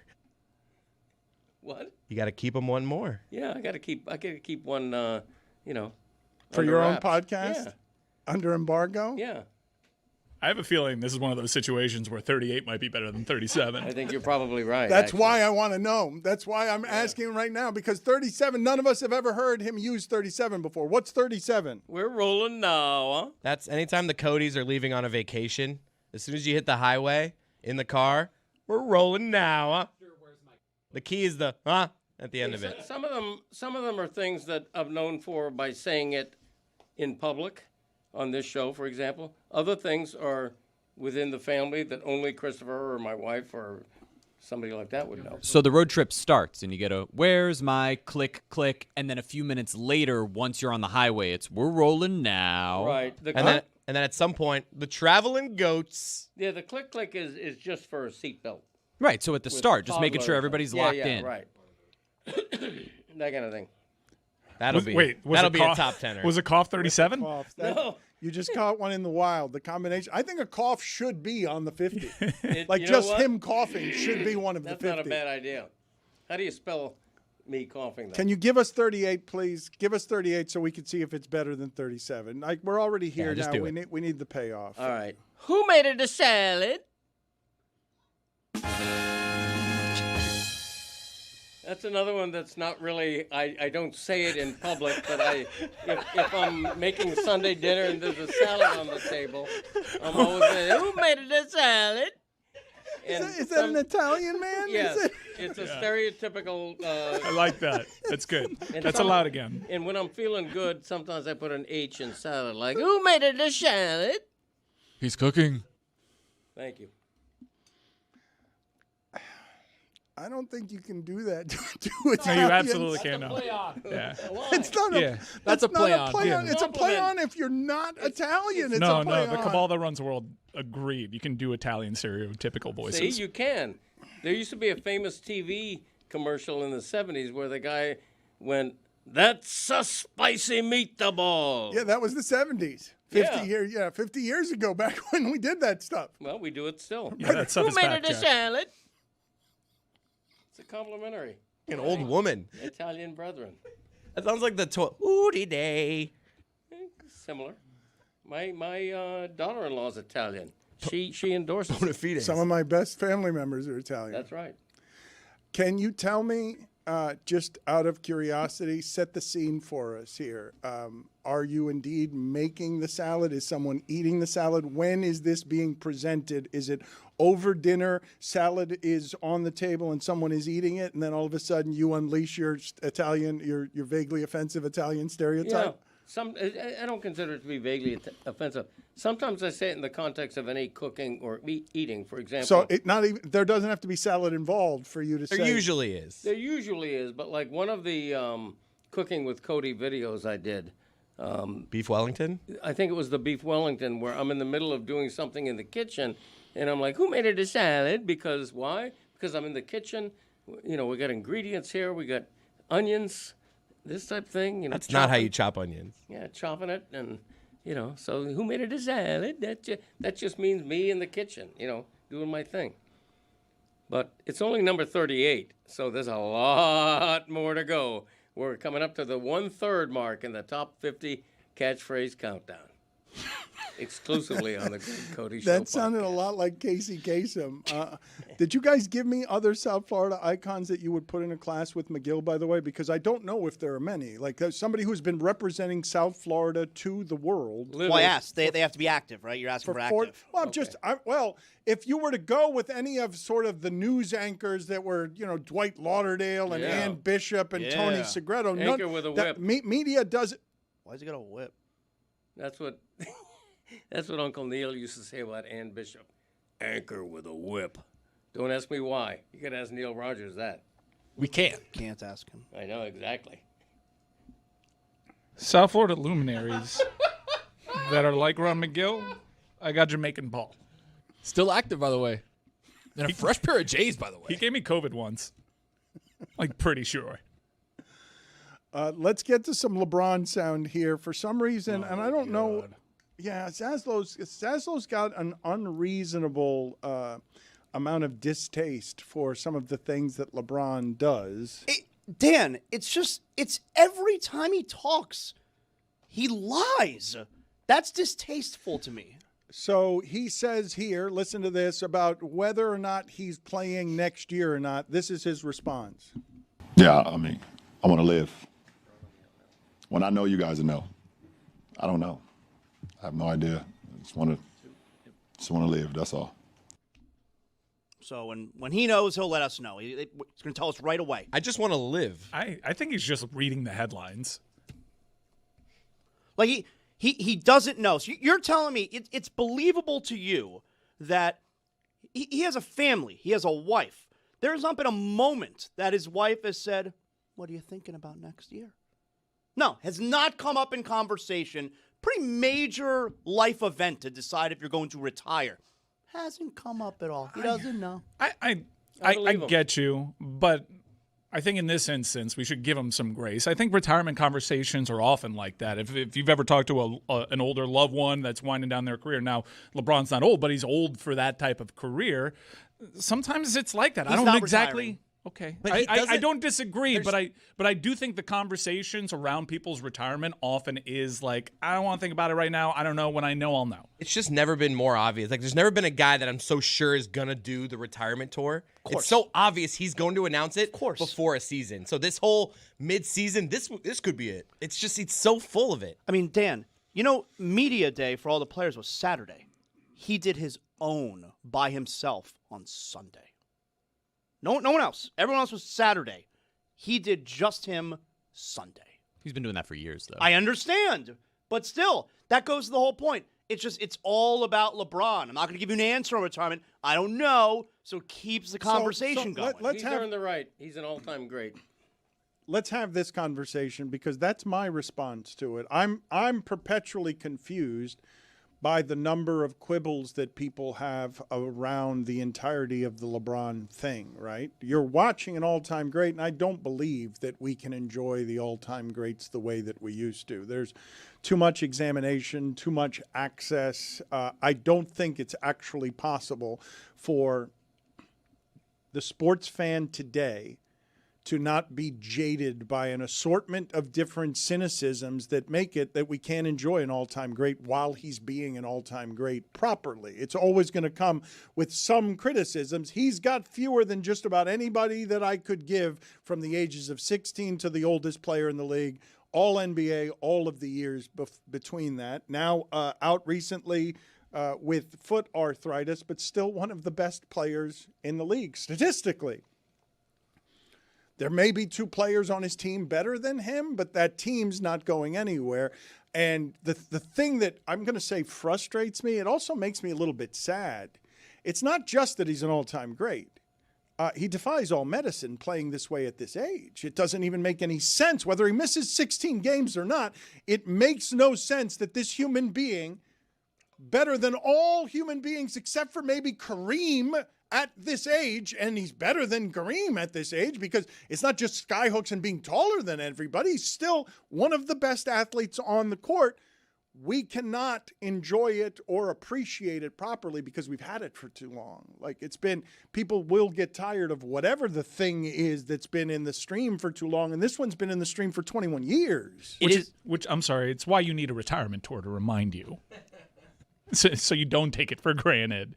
And to monetize it, because there's a lot of money in that. Yeah, I mean, it's laughable to me that there's this idea that he's just going to retire one day. He's not going to do a whole tour. He's not going to do I'm in your city for the very last time. But why shouldn't he make it a big marketing spectacle as somebody who's been the face of the league for 20 years? Oh, no, he should. I push back on the idea that he doesn't know, that he may just decide in the offseason, I'm done. That's the part I push back on. All right, of Greg, course he should have a retirement When tour. are you retiring? That's a good point. I can relate to that because you spend 20 years, 30 years lean back more being identified by something, and you hate to give it up. That's all. And have you thought about it? Yeah. Okay, he's saying he hasn't thought about it. No, of course I've thought about it, and I'm sure he has too. But why would he tell the media before he tells his family? What does he owe the media to announce his decision and then have his wife hear about it on TV? He did say he'd tell us first. I don't know. See, I'm never going to tell an athlete when to retire. LeBron James can play as long as he wants, and I'm going to appreciate him for as long as he does. Venus Williams is back in tennis at age 45.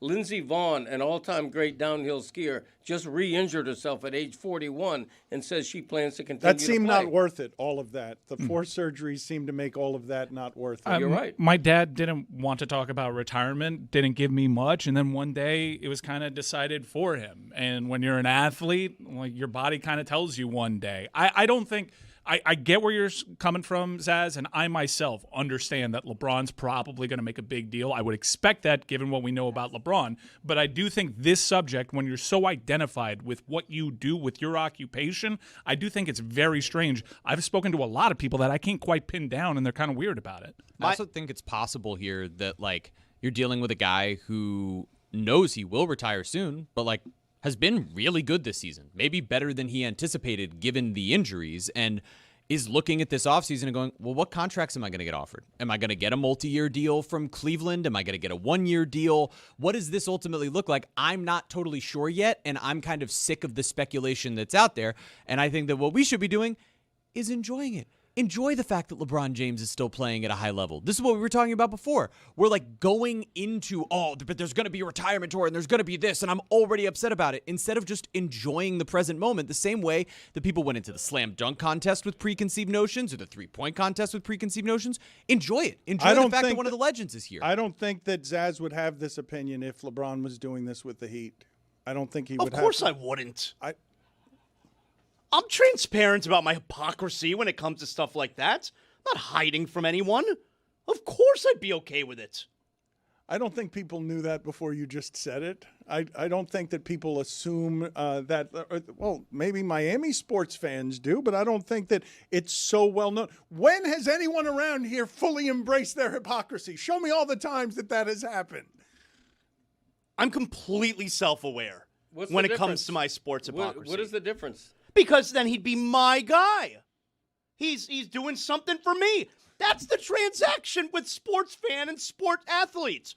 Do something for me. That's not hard to understand. Oh, it's just nakedly honest.